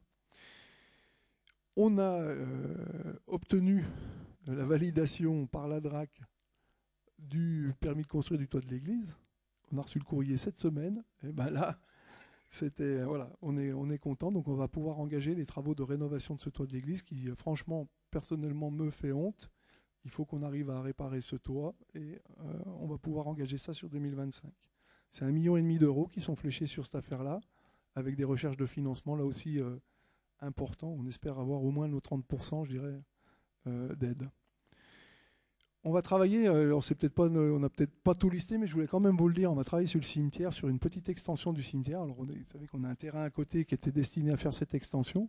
On ne va pas mobiliser la totalité du terrain, on ne va pas installer 200 caveaux, on n'a pas besoin de ça. Mais par contre, en réimplanter une trentaine ou une quarantaine, c'est nécessaire, et refaire de la pleine terre parce qu'on a besoin de place au cimetière, et donc ce sera fait sur cette année prochaine. Et puis je voulais qu'on termine sur l'aménagement centre-bourg. Je ne sais pas, Mathilde, si on va arriver à mettre les insertions. On en a parlé hier soir avec les commerçants, mais vous dire où on en est finalement avec nos travaux sur cette étude d'aménagement. Alors au début, l'étude portait sur la totalité du village, et avec les rues, et là on s'est concentré sur la place. C'est quelque part, là aussi un de nos engagements, mais c'est quelque chose sur lequel on attend vos avis, on est là pour discuter. Alors peut-être que ce soir, on n'aura peut-être pas le temps, mais même en aparté, on est prêt à vous entendre. Donc là, on est sur des photos d'insertion. On travaille vraiment sur l'hypercentre, c'est-à-dire la rue du Parc, la place, jusque devant la mairie. Voilà le sujet. Ce travail, il a été fait, il y a eu des réunions de concertation. Certains d'entre vous que je vois ici ont participé. On a bien sûr... vu les commerçants, hier soir, voilà, mais bon, ils ont vu le projet en avant-première, puis apporté des observations, nous aussi, et on continue à l'améliorer. Je veux dire, c'est encore itératif. Mais n'empêche qu'on commence à le voir se dessiner, et je voulais simplement qu'on vous le présente. Alors avec quelques images d'insertion, mais vous voyez que donc la place serait un dallage en pierre, qui part depuis, on dirait, depuis le côté Grenette, avec de la pierre, voire même de côté des terrasses, je veux dire, du côté du Moonlight, du secteur là, voilà. Donc ce serait pierre et béton, tout le tour de la Grenette en pierre, en dallage de pierre, et puis après une désimperméabilisation qui s'opère en allant vers le Gros Tilleul. Parce que le Gros Tilleul est un arbre planté au milieu du goudron, qui vieillit, qui a une belle branche sèche à un endroit qu'il va falloir qu'on enlève. Moi, il me fait peur. Je n'ai pas l'envie de le voir mourir, je ne sais pas vous, mais pas tout de suite. Donc l'idée, c'est quand même de prolonger son espérance de vie. Il est vénérable avec ses 600 années. Mais un beau jour, un arbre comme ça, il ne refeuille pas. Et puis il est foutu, quoi. C'est ce qui s'est passé à Sixte. Donc on va essayer de mettre toutes les chances de notre côté pour le préserver. Donc il a déjà été complètement déshabillé. On s'en servait comme d'un support pour des décorations, des lampes, etc. Il y avait des câbles électriques dedans. Donc on a tout enlevé. Et le projet envisage de désimperméabiliser en allant jusqu'au pied du Gros Tilleul. Et donc vous voyez que le massif, le rond de pierre, on est obligé de le garder. Parce que l'arbre, c'est habitué à ça. Il y a quoi ? Il y a 30-40 ans qu'il est fait, le rond de pierre. Peut-être même plus, je regarde Christian. Donc voilà, maintenant l'arbre, il l'a. Si on l'enlevait, ça poserait, je pense, un problème. Voilà, il l'a, il vit avec, donc on n'y touche pas. Par contre, autour, on refait quelque part un jardin. Un jardin, ce sera une partie végétale complètement perméable de la terre. Et puis après, plus on s'éloigne de lui, plus on revient vers des dallages. Alors une alternance de dalles et de sable. Comme ça reste perméable.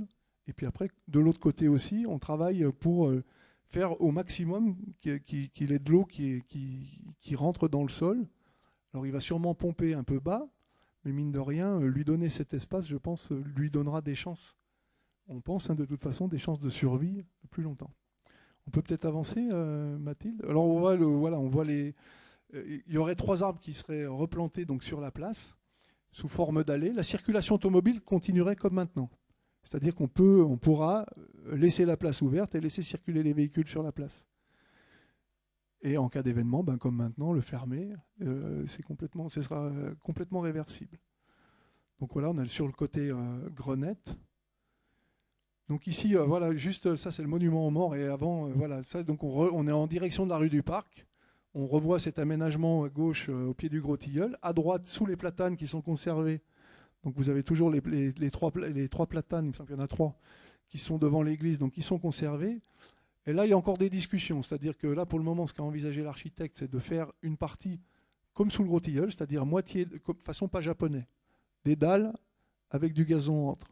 On s'interroge quand même sur la pérennité du truc et sur le besoin de places handicapées sur le secteur pour garantir l'accès à l'église, l'accès au commerce aux personnes handicapées, qu'ils n'aient pas à courir trop loin, puis qu'ils aient quelque chose de confortable pour rouler. Voilà, donc il y a encore ces sujets-là qui sont sur la table.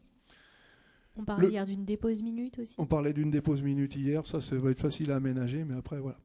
Le monument aux morts donc, est déplacé, il est reculé, donc il reste toujours sur sa place là-bas, c'était une discussion. Et donc il est reculé, on enlève les marches, vous avez vu comment c'est tout cassé, déstabilisé. Donc il est baissé dans sa hauteur, de ce fait il ne masque pas le presbytère et les bâtiments qui sont derrière. Et son esplanade, il a une vraie esplanade devant où on pourra organiser les cérémonies, etc. On voit aussi le devant de l'église, où là aussi une esplanade, parce que dès qu'on sort de l'église, on est tout de suite dans les talus ou dans les buis. C'est bien, mais quand on fait un mariage ou quand on a une cérémonie d'enterrement avec un peu de monde, on est tout de suite très contraint. Et donc on se fait une petite esplanade devant l'église. Donc le projet va jusqu'au mur du presbytère, en fait. L'aménagement va jusqu'au mur du presbytère. Si on avance un peu, voilà, le devant de l'église, peut-être revenir un petit coup pour le montrer, voilà. Vu depuis dessus. Et là on revient, voilà. Donc il y avait une discussion autour de l'éclairage. Donc il y a ce mât que vous voyez sur la gauche. On n'en veut pas. L'architecte nous a fait une proposition, mais on va partir sur des lampadaires traditionnels, c'est vraiment ce qu'on souhaite voir.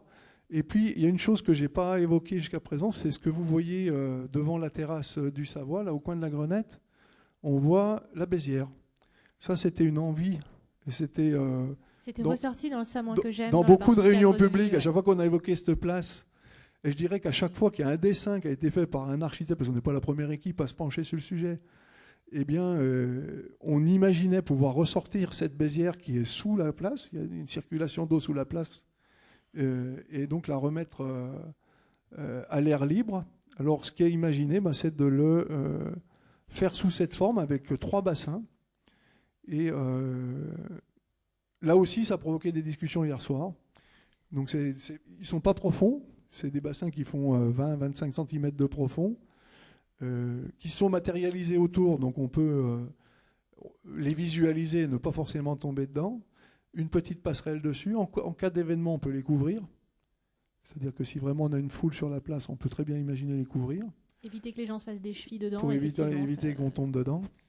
Ça reste une discussion ouverte, là aussi. Est-ce qu'on va au bout de cette histoire ou est-ce qu'on refait notre place sans ça On pourra peut-être voilà. faire un nouveau... On est à votre écoute pour les avis des uns et des autres. Ce qui est sûr, c'est que techniquement, c'est ce qui est imaginé. On se dit, ben voilà, on a de l'eau sous la place, il faut la mettre en valeur. La mettre en valeur, c'est compliqué parce qu'elle est à peu près à 1 mètre de profond. Donc on ne peut pas faire un fossé sur la place de 1 mètre de profond, ça ne marche pas, quoi. Donc c'est comment on fait pour la rendre visible sans avoir quelque chose de dangereux et puis sans avoir quelque chose qui gêne. Ça va faire 1h30 qu'on parle, on fera sûrement un Samoin que j'aime aussi là-dessus. Ouais, on en fera peut-être bien. Je te propose. Voilà, écoutez, je pense qu'on a fait le tour. Il y a le manège, vous voyez, qui bouge. On peut peut-être revenir, Mathilde, sur la photo de départ, comme ça permet de l'avoir sous les yeux.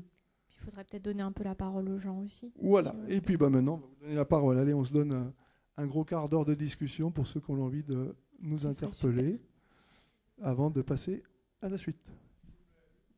Ah, Monsieur Boquet. Attends, je te passe le micro. C'est vrai que tu sais, Monsieur Boquet. J'ai simplement voulu revoir la photo de la voiture là, qui sort là. Elle est positionnée à quel endroit cette voiture là? La rue du Parc? Ouais, j'ai pas bien compris là. Alors attends, Mathilde, est-ce qu'on... La dernière fois, je trouve que l'aménagement du monument aux morts de la place c'est un peu mieux que la dernière fois quand même. Hein. Ah bah tant mieux. Non, mais je le dis moi. Tu vois, on progresse. En face, hein. On progresse. Non, mais oui, non mais. C'est pour ça qu'on se retrouve. C'est quelque chose qu'on voulait partager, évidemment, et puis qu'on fait évoluer ensemble. Là, je dirais rien, je suis pas bien d'accord, mais c'est quand même un peu mieux que la dernière fois. Donc là, elle est sous le Gros Tilleul, en fait, entre le Gros Tilleul et l'église. Elle monte contre la mairie. Derrière, tu as le monument aux morts. Après, tu as la Tornalta, enfin voilà, chez Dunoyer. Et normalement, derrière elle à gauche, on peut remonter sur ce site-là. Alors. Non, c'est Non, l'autre sens. tu arrives devant l'église si tu pars En à fait, gauche. elle est à contresens un petit peu actuellement. Non, non, là, c'est bon, là. Non, c'est bon. Ah ouais, là, elle est juste, Alors, là. on va l'orientation. C'est pas grave. Non, mais ça va. J'ai trouvé Elle est que c'est juste. quand même un peu amélioré la place. C'est quand même un peu plus joli que la première fois que j'étais venu. Bah, de toute façon, c'est le but de la manœuvre, c'est bien de le partager puis de le faire progresser en fonction de vos avis des uns des autres. Hein. Par contre, vous allez mettre 3 arbres, il faut dépenser à mettre un tilleul au milieu. Comme ça, si l'autre crève, il y en aura au moins. C'est prévu. Pardon? Pour les abeilles, on mettra des tilleuls, il dit. Ouais, parce que je pensais que Rico voulait mettre des pommiers pour faire de la goutte. Bah, écoutez, allez, encore quelques prises questions. de parole On vous si donne vous le tous les- souhaitez. tous les On vous a ans, peut-être rendez-vous un peu au usé, bilan, je sais pas sketch si. des On est élus obligé savants. aussi un petit peu de choisir. On ne peut pas tout mettre, tout dire en. Il y a peut-être des sujets qu'on n'a pas en une évoqués fois. qui sont importants pour vous, je sais pas. S'il y a des sujets qu'on aurait oubliés. Ah, monsieur. Bonsoir, merci de nous donner la parole. Je voulais laisser d'abord les gens samoins, mais vu qu'il n'y a pas de questions, nous on n'est pas de Samoins, ni de la vallée du Gifre, on est des représentants, on est 4 ici, du collectif de la Vallée d'Eau, citoyens de la Vallée d'Eau. Et nous, notre sujet, vous en avez parlé, c'est le refuge du Col de Cou. Donc le refuge, il n'y a pas de sujet pour nous. En fait, ce qui nous pose problème, c'est le chemin d'accès qui s'est fait sur votre commune. Ah ben, la commune de Samoin va jusque là-bas, oui. On a cette chance. Voilà. Donc vous avez transformé en fait pour les travaux, c'est la 3C, L'association de la cabane du Col de Cou. Pardon. L'association de la cabane du Col de Cou. Voilà. Donc qui a décidé de faire un chemin d'accès, une route d'accès presque pour les travaux, donc pour monter les camions, les pelles mécaniques, les camions béton. Donc ce chemin qui est à l'origine un chemin de randonnée, le GR en fait. Alors c'est le sentier de GR, mais grande il faut aussi savoir que c'est une voie communale. Ouais. Mais du coup, elle a été transformée jusqu'à maintenant en un sentier de randonnée qui a été transformé en une vraie piste avec c'est monumental, avec des talus qui sont hauts comme la moitié de la salle dans les virages. Et donc, on a compris que vous étiez bien partisan pour garder des choses, pour aller dans le sens de l'évolution, de préserver les territoires, tout ça. Donc ça, c'était pas vraiment dans le bon sens. C'est ça ou l'hélicoptère. On vous a contacté plusieurs fois pour savoir. Puis, alors, je vous laisse finir votre question, puis je répondrai bien voilà, sûr. Je termine et puis. Donc, on a assisté à une réunion publique dans ce bâtiment même, là, au printemps, où la 3C nous a dit plus ou moins, sans vraiment de précision, que ce chemin allait être réhabilité après la finition des travaux. Nous, du coup, derrière, on a demandé à la 3C et le cahier des charges pour voir quelles étaient les procédures précises, les travaux précis pour réhabiliter ce chemin. On vous a contacté plusieurs fois par courrier pour vous demander aussi ce qu'il en était. On n'a pas eu de réponse. Donc, vous avez interpellé le procureur aussi? Peut-être. Donc, non, on voulait profiter, c'est très sympa de donner la parole. On voulait profiter de savoir ce qui allait à l'avenir, une fois que tous les travaux sont terminés, que le refuge sera livré. Parce que nous, la grosse crainte qu'on a quand même, c'est que ça fasse une ouverture à des engins motorisés toute l'année. Je ne sais pas si vous avez regardé les panneaux, mais il y a le panneau en bas qui interdit à tout véhicule, sauf les véhicules. Est-ce qu'ils sont déjà en place? Oui, ils sont en place. D'accord. D'ailleurs, ils l'ont toujours été. Et c'est la volonté. Hein. Mais pour l'instant, il y a des véhicules qui sont déjà passés. Ah ben, il y a des véhicules de chantier qui passent. Mais après, non, pas uniquement. On a vu des quads, des choses comme ça. Donc on voilà, peut pas le fermer. C'est juste une question. Pendant le temps du chantier, on ne peut pas le fermer. Alors voilà, non, mais je vais apporter la réponse juste globale. Savoir si vraiment c'est vraiment de pérenniser et que ce chemin sera complètement interdit à tout véhicule motorisé et qui reprendra plus ou moins son aspect d'avant. Sauf le gardien. Merci. Sauf le gardien. Donc voilà, déjà dire, c'est un GR, on est d'accord. C'est aussi une voie communale, c'est une voie de desserte, hein, d'un alpage. Et donc c'est un chemin qui est gipable, qui a toujours été un chemin pratiqué. C'est-à-dire que ce n'est pas un sentier. Juste pour l'ensemble qui ne connaissent peut-être pas tous les lieux là-haut, ce n'est pas un sentier, ça n'a jamais été un sentier, c'est la voie communale numéro 1. Donc elle a été remise en état pour permettre l'accès au chantier, comme vous l'avez bien dit, sinon c'était tout à l'hélicoptère. Je ne pense pas qu'environnementalement on soit vraiment sur le chemin. Et au niveau du budget? Sauf que tout l'été, l'hélicoptère a quand même été là pour... Il a fallu... ça n'interdit pas quelques rotations. sur certains matériels qui ne sont pas transportables par le chemin, justement. Mais n'empêche que, quoi. Donc voilà, la plupart du chantier peut se faire par ce chemin. Ensuite, bien sûr, il y aura une remise en état pour que et puis la nature reprendra ses droits. La volonté, de toute façon, c'est clair, il n'y a pas de circulation 4x4 sur ce chemin. J'ai écrit, alors je vous ai peut-être pas répondu à vous, mais j'ai répondu au procureur parce que j'apprécie j'apprécie à sa juste valeur l'action de certaines associations, parce qu'on va direct chez le procureur, c'est sympa. Mais voilà. Oui. Oui, je veux bien l'entendre, mais voilà, c'est caricatural quand même d'une démarche. Voilà, je le soulève, j'ai le droit de le soulever. N'empêche que la remise en état sera faite pour à la fin du chantier, une fois qu'on aura terminé, et puis ça sera rendu à la nature. Et la nature, vous savez, chez nous, elle reprend très vite ses droits. Je pense qu'il y a aussi une question de patience, dans le sens où je comprends que actuellement, ça doit stresser beaucoup de gens, mais il faut attendre aussi la fin des travaux pour voir justement. Moi, je me souviens de ce chemin avant, et effectivement, il y avait des mules qui passaient, pas des 4x4. Mais des mules si, on pouvaient montait passer. en 4x4 jusqu'en haut aussi. Ça dépend des types de 4x4. Je veux dire, des vrais 4x4. Les 4x4 communaux sont toujours montés au sommet. Ah bien sûr que si, on y allait.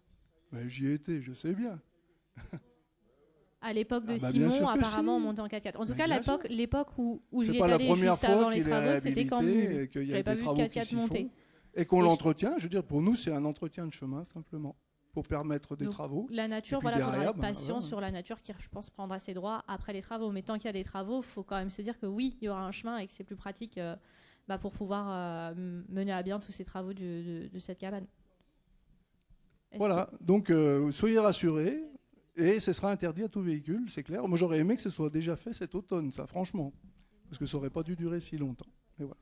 Juste un petit complément, le refuge, il est sur Champéry. Oui. Donc il faudrait simplement aussi qu'il y ait un équilibre des accès, que du côté suisse aussi, il y ait... vous pouvez appeler le procureur suisse. Non, mais par rapport au procureur, on vous avait écrit avant plusieurs fois, et donc Par contre, je vous avais répondu directement à la réunion publique quand on l'avait faite, bien poliment, pour vous dire qu'on revenait à l'initiale dès la fin du chantier. Ça avait été bien dit. Avec la réunion de la 3C, vous aviez ces éléments. C'est vrai, mais on n'avait pas eu d'écrit. Donc de quoi vous avez peur? On demandait simplement le cahier des charges. Mais de quoi vous avez peur, en fait? Non, mais voilà.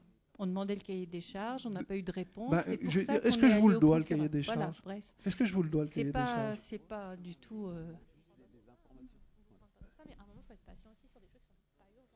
Allez, on ne va pas passer toute la soirée sur le chemin du col, qui va être, de toute façon, remis en état proprement.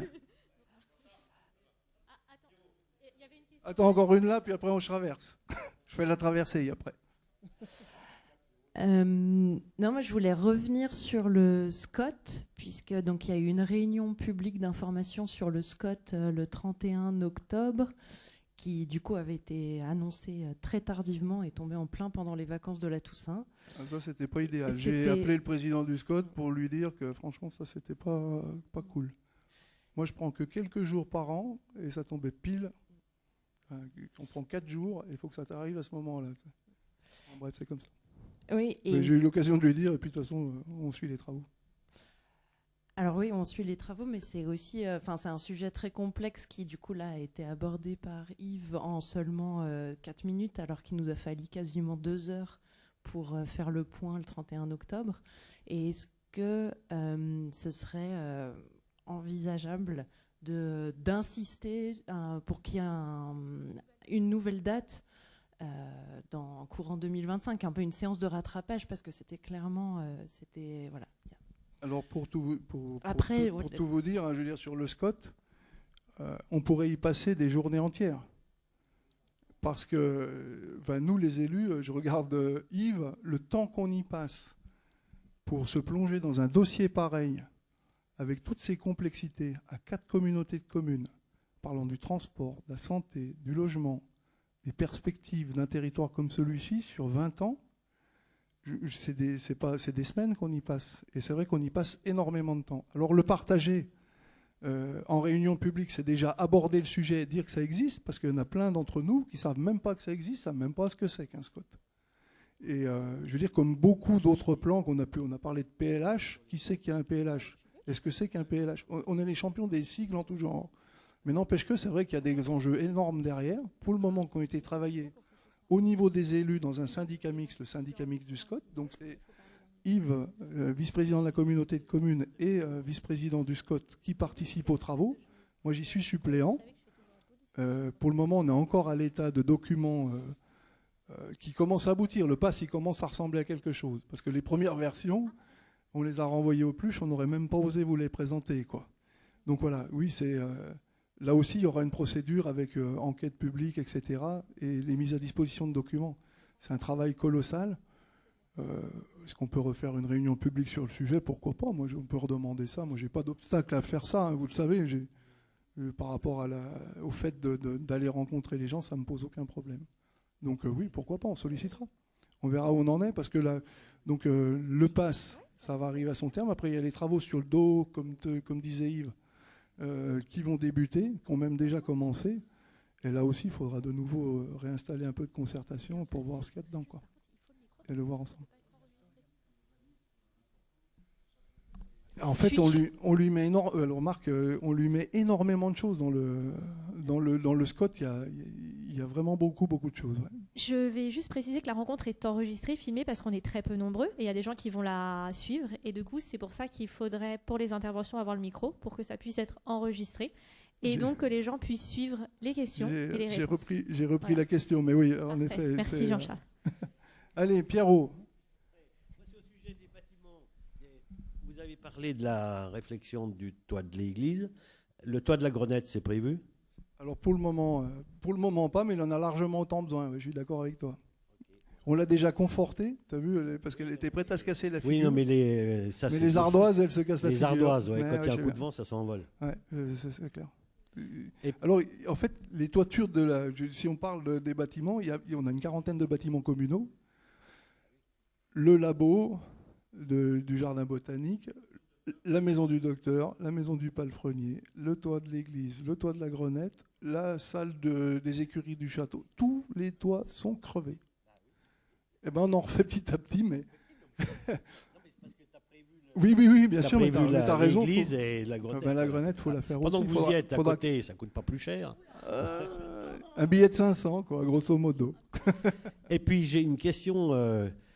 Pour celui qui fait du vélo, là, j'ai pas tout compris, là, la voie, la piste cyclable là, que vous avez fait sur l'ancienne voie du chemin de fer. On y est, là, d'accord? Le rond-point. Je sors...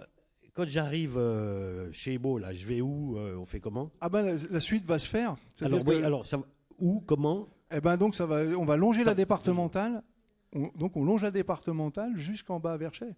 C'est-à-dire qu'on va passer devant chez Beau. Là, on les a rencontrés d'ailleurs. On s'est vu sur le terrain. S'il n'y avait pas eu le mauvais temps, ils auraient déjà commencé. Mais donc pour aménager l'entrée de la ferme. Après devant chez Pégorier, devant Carrefour. Donc Carrefour, il n'y a pratiquement rien à faire. On va reboucher 2-3 trous là-bas devant pour que ça passe. Ensuite, on prend le merlon. Vous avez le merlon de protection qui a été fait au bord de la départementale. Et Suez. Devant chez Suez. Okay. Et après, on continue le long de la départementale. Ok, d'accord. Voilà. Alors, et après, on passe sur la Valentine. On fait un aménagement sur la Valentine. Juste une petite question comme ça. Par exemple, le propriétaire, donc sur une voie cyclable, normalement, tu n'as pas le droit d'y aller avec une voiture. Ouais, non, mais attends. Non, mais vas-y, vas-y, je te laisse continuer. La personne qui est propriétaire d'un terrain au Bérouz, là, et tout de suite qui veut aller sur son terrain, elle fait comment? Ah ben, elle peut y aller. Elle a complètement le droit. C'est une servitude obligatoire. Ah, ok, d'accord. Donc là, elle peut aller sur son terrain sans aucun problème. En passant sur la piste cyclable. En passant sur la piste cyclable. Okay. D'ailleurs, elle est aménagée et on a anticipé les circulations agricoles. C'est-à-dire qu'un agriculteur qui va devoir aller dans son champ, il pourra prendre la piste cyclable occasionnellement. Déjà d'une, on ne peut pas lui refuser. Ce serait une aberration. Oui, non, mais voilà, je posais la question. Voilà. Merci de la réponse. Et voilà, ce ne sera pas le rassemblement de tracteurs sur la piste cyclable non plus. Hein, voilà. Il y a quand même, voilà, une chose. Il y avait une question de M. Béguin, c'est ça? Oui, merci, bonjour. Dis donc, je voudrais savoir, compte tenu de l'aménagement Attendez, parce que moi, excusez-moi, mais c'est les mots qui me manquent à venir vite. La rue des Acacias, la rue qui monte là depuis le bas, plat, voilà, jusqu'en haut. Est-ce qu'il ne faudrait pas l'aménager un peu plus parce que Tu veux dire donc là on rejoint le secteur du Villard en fait. Oui, le secteur voilà, du Villard. C'est la route des voilà. Acacias, c'est d'en celle qui bas. monte. Parce que là, ils ont repassé toute la fibre. Ouais, ils sont en train de remettre la fibre. C'est une catastrophe. Je suis passé l'autre jour, j'étais voir. Route. On en parlait avec Christian justement. Il faudrait juste à côté, quand comme même ça. refaire quelque chose pour cette route assez rapidement. Parce que, bon, moi, ça m'a coûté deux jantes pour l'instant, mais ça c'est rien. Parce qu'il y a des gens qui mettent des rochers au bord et on n'a pas de place pour se croiser. On a beau se serrer. T'as tapé contre la pierre? Bah oui, j'ai tapé contre la fameuse pierre qui est peinte, là. Non, pas oui, non, pas au-dessus, mais c'est pas grave, hein, de toute façon. Mais, bon, c'est pas grave, j'avais qu'à faire attention. Hein. Mais enfin, non, mais t'as raison, Jean-Jacques, il faut que ces travaux se terminent et puis qu'après il faut parce qu'il y a des trous de plus en plus importants et c'est là. Deuxième petite question, si je me permets. L'année prochaine. Si je me permets, une petite question. J'avais soumis l'idée de couvrir l'un des jeux de boules qui sont au pied de la ville. Est-ce qu'il ça serait pour faire un club d'anciens qui se réunirait avec 2-3 petits bancs? Il y a 2 jeux de boules de pétanque. Hein. Est-ce qu'il ne serait pas intéressant d'en couvrir un? C'est une proposition. Pour le moment, c'est pas dans les écrans radars, mais pourquoi pas? Enfin, voilà. Hein, je dis pas non, il faudra qu'on y bosse. Quoi. Bon. Je peux proposer, M. Méguin, une solution, vu que je suis l'adjointe au sport. Bah, pourquoi pas utiliser le revêtement de la patinoire et prendre un créneau? Parce que là, du coup, vous avez la place de faire plusieurs équipes de boules. Il y a souvent des gens qui jouent là. Ouais, c'est vrai qu'il n'y a pas de sable. Allez, on en prend encore une ou deux, et puis après, on parle des prochaines dates, et on boit un coup, si ça vous va, parce que ça a déjà pas mal duré, notre affaire. Merci. Attends, je pose pas la question à ta place, mais je vais donner le micro à d'autres, et après, je te passe le micro, vu que tu as posé 3 questions. Je voulais revenir sur le nouveau plan de circulation qui mène au BAD. Ouais.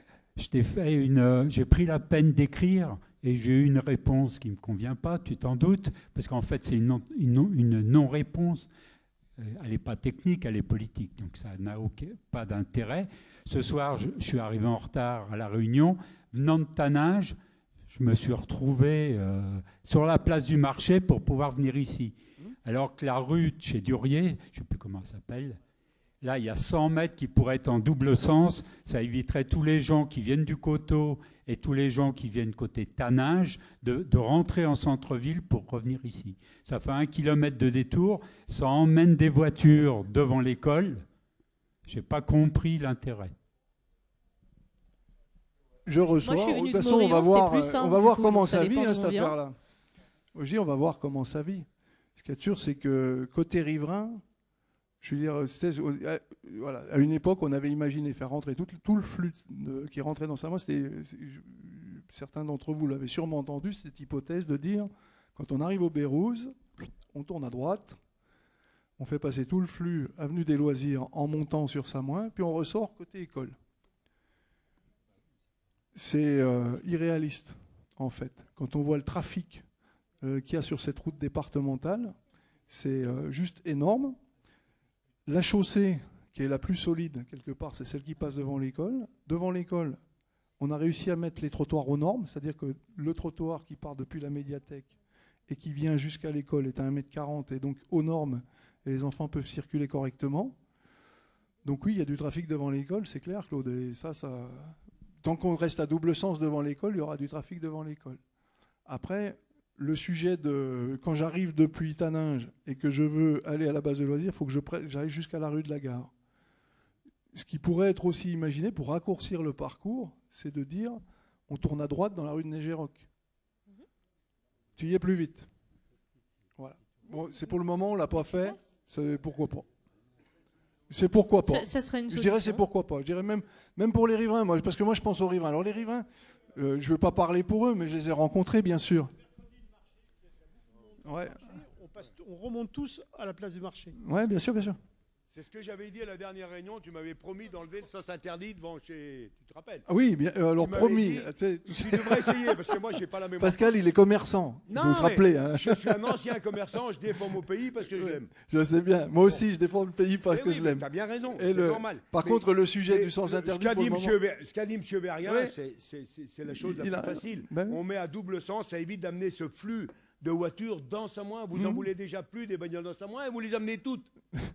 Bah après, C'est pas logique. Tu sais, ouais, non, mais je suis d'accord avec ça. Mais par contre, là, pour le moment, on a mis en place notre histoire. On n'a peut-être pas encore fait sauter le sens interdit. On est au mois de novembre. Hein.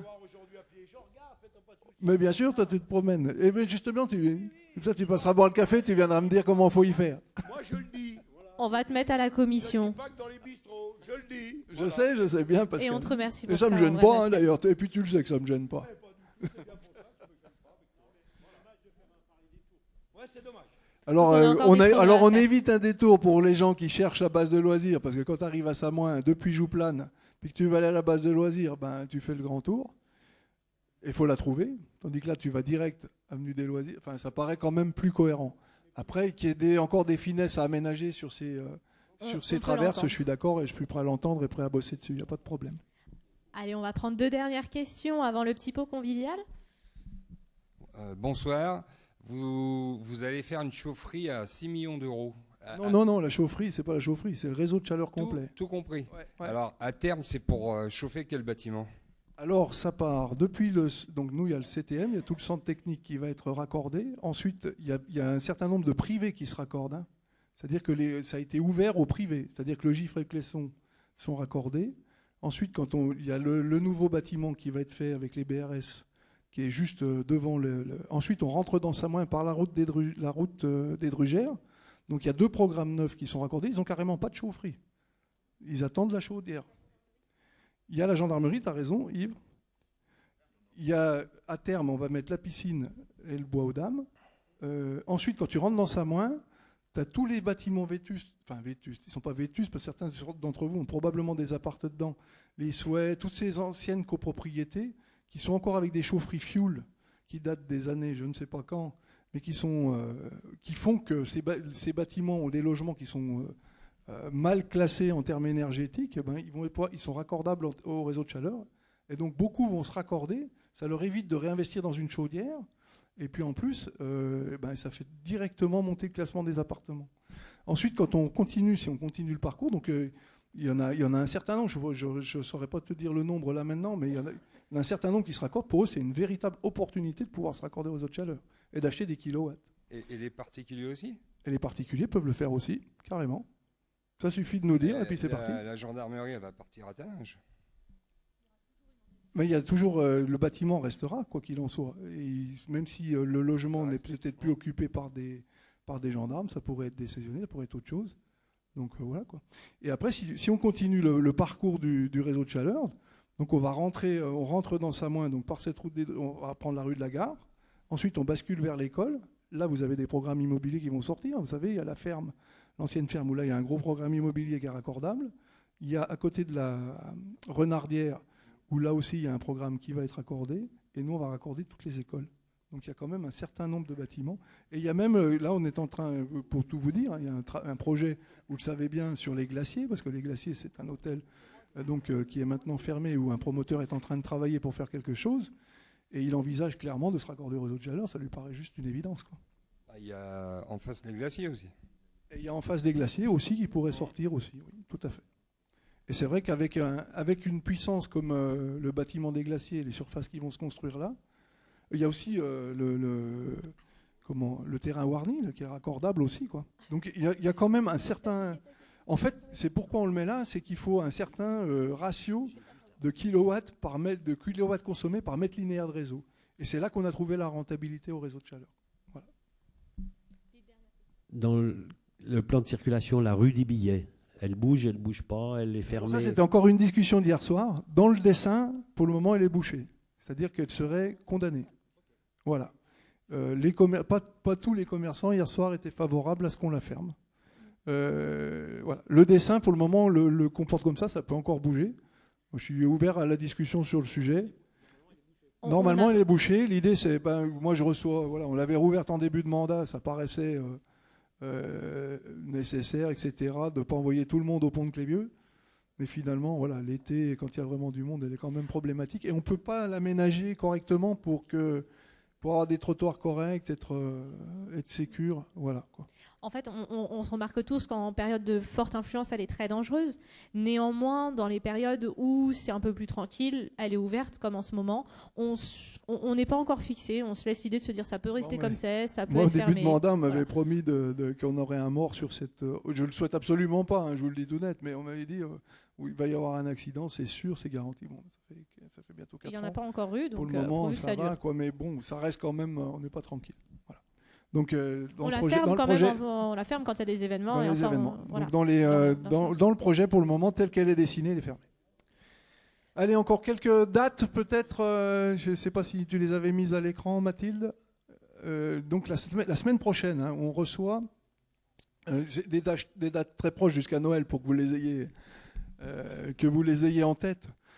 Mais quand même, ici, donc au Bois-aux-Dames et sur l'ensemble de la commune, on reçoit le Congrès national des guides de montagne. Donc on a, pendant 3 jours, donc du 3 au 6 décembre, pendant 3 jours, Samoin sera la capitale de la montagne nationale. Et c'est quelque chose pour lequel on nous a sollicité. C'est avec le bureau des guides qu'on fait ça. On est très très heureux d'accueillir. Mais je peux vous dire que quand ils nous ont fait la proposition, on a vraiment bossé avec eux pour pouvoir les accueillir et se donner cette opportunité. Alors, ce n'est pas replacer Samoin dans le monde de la montagne, on y est bien évidemment très bien implanté. Mais mine de rien, avoir ce congrès de plus de 500 guides avec des exposants du monde de la montagne, donc un salon, etc., c'est quand même un bel événement et ça nous met en début de saison dans de bonnes conditions pour passer Noël. Personnellement, je vais vous le dire carrément, j'en suis fier. Voilà, on a le droit d'être fier quand même de temps en temps. Donc voilà, j'en suis fier et je pense que voilà, c'est vraiment bien pour Samoin d'avoir ce type d'événement sur notre territoire. Le 7 décembre, c'est le début du marché de Noël, mais c'est aussi le lancement des illuminations et on a un après-midi qui va se passer. Donc voilà, Mathilde, merci pour les affiches. Ah oui, il y a il y a une projection, vous avez la projection le 4 décembre, No Risk, No Fun. Voilà, c'est par rapport le thème du congrès, c'est le risque en montagne. Évidemment que c'est des sujets plus que d'actualité. Et donc voilà, c'est ce travail-là qui va être porté. Et donc une soirée au cinéma, No Risk, No Fun. Samoin s'illumine le 7 décembre. Et donc l'après-midi, au pied de la ville, dans le square où Jean-Jacques veut couvrir le terrain de boule, eh bien, on aura l'installation du jardin illuminé et un certain nombre d'objets de décor qui vont être décorés par les enfants. C'est rapproché de la garderie pour que les gamins de Samoin et les familles puissent venir. J'espère qu'il fera beau temps cette année. On en a marre de faire des événements sous la pluie. Donc si une fois de temps en temps ça pouvait faire beau. Ce qui est proposé aussi aux jeunes, c'est d'aller décorer les sapins des commerçants. C'est-à-dire que la commune offre les sapins aux commerçants et donc ils les positionnent. Et ensuite, ils proposent aux gamins carrément d'aller décorer les sapins des gens. Et on va passer un après-midi comme ça, faire de la déco et puis à s'amuser. Et le soir, à partir de la nuit, donc une déambulation dans le village. On va faire le tour du village, puis on va allumer petit à petit nos quartiers. On a renforcé nos illuminations de Noël. Alors vous me direz, c'est peut-être pas écologiquement entendable. N'empêche que c'est tout avec des LED et puis qu'on reste dans un secteur touristique où on apprécie de pouvoir mettre en valeur notre village pour nos visiteurs et puis qu'ils aient quand même un peu de féerie de Noël dans ce monde de marteau. Donc voilà, de temps en temps, faut faire une petite entorse et c'est pour le bien de tous, je pense. Donc voilà, un vrai, vous verrez, enfin, je vous laisserai découvrir et puis vous nous direz si c'est chouette ou pas, quoi. C'est tout ce qu'on avait en date jusqu'à Noël. Après, le marché de Noël, il continue. Donc le 7-8, marché de Noël. Le week-end d'après, marché de Noël. Et ensuite, à partir du 21, il est ouvert jusqu'au 3 janvier. Voilà, avec les chalets et les animations classiques. Organisées bien sûr en partenariat avec l'Office de tourisme et un nombre important d'associations qui vont venir tenir les chalets. D'ailleurs, peut-être certains d'entre vous, on s'y retrouvera autour d'un vin chaud. Voilà comment je voulais conclure la Sainte-Barbe. Ouais, mais la Sainte-Barbe, c'est que... Ah oui, ils seront dans le village, c'est juste, donc on a les pompiers, donc qui font... Alors c'est le matin, donc c'est le 14 matin, voilà, Christian me souffle l'idée, c'est vrai qu'on ne l'avait pas mis à l'écran, donc le 14 matin, défilé des pompiers dans Samoin, Sainte-Barbe, sûrement avec notre section de JSP qui est toujours aussi bien vivante, et c'est une vraie chance sur nos territoires. Donc voilà, on met en valeur toute cette jeunesse qui nous rend de grands services quand on est dans la difficulté.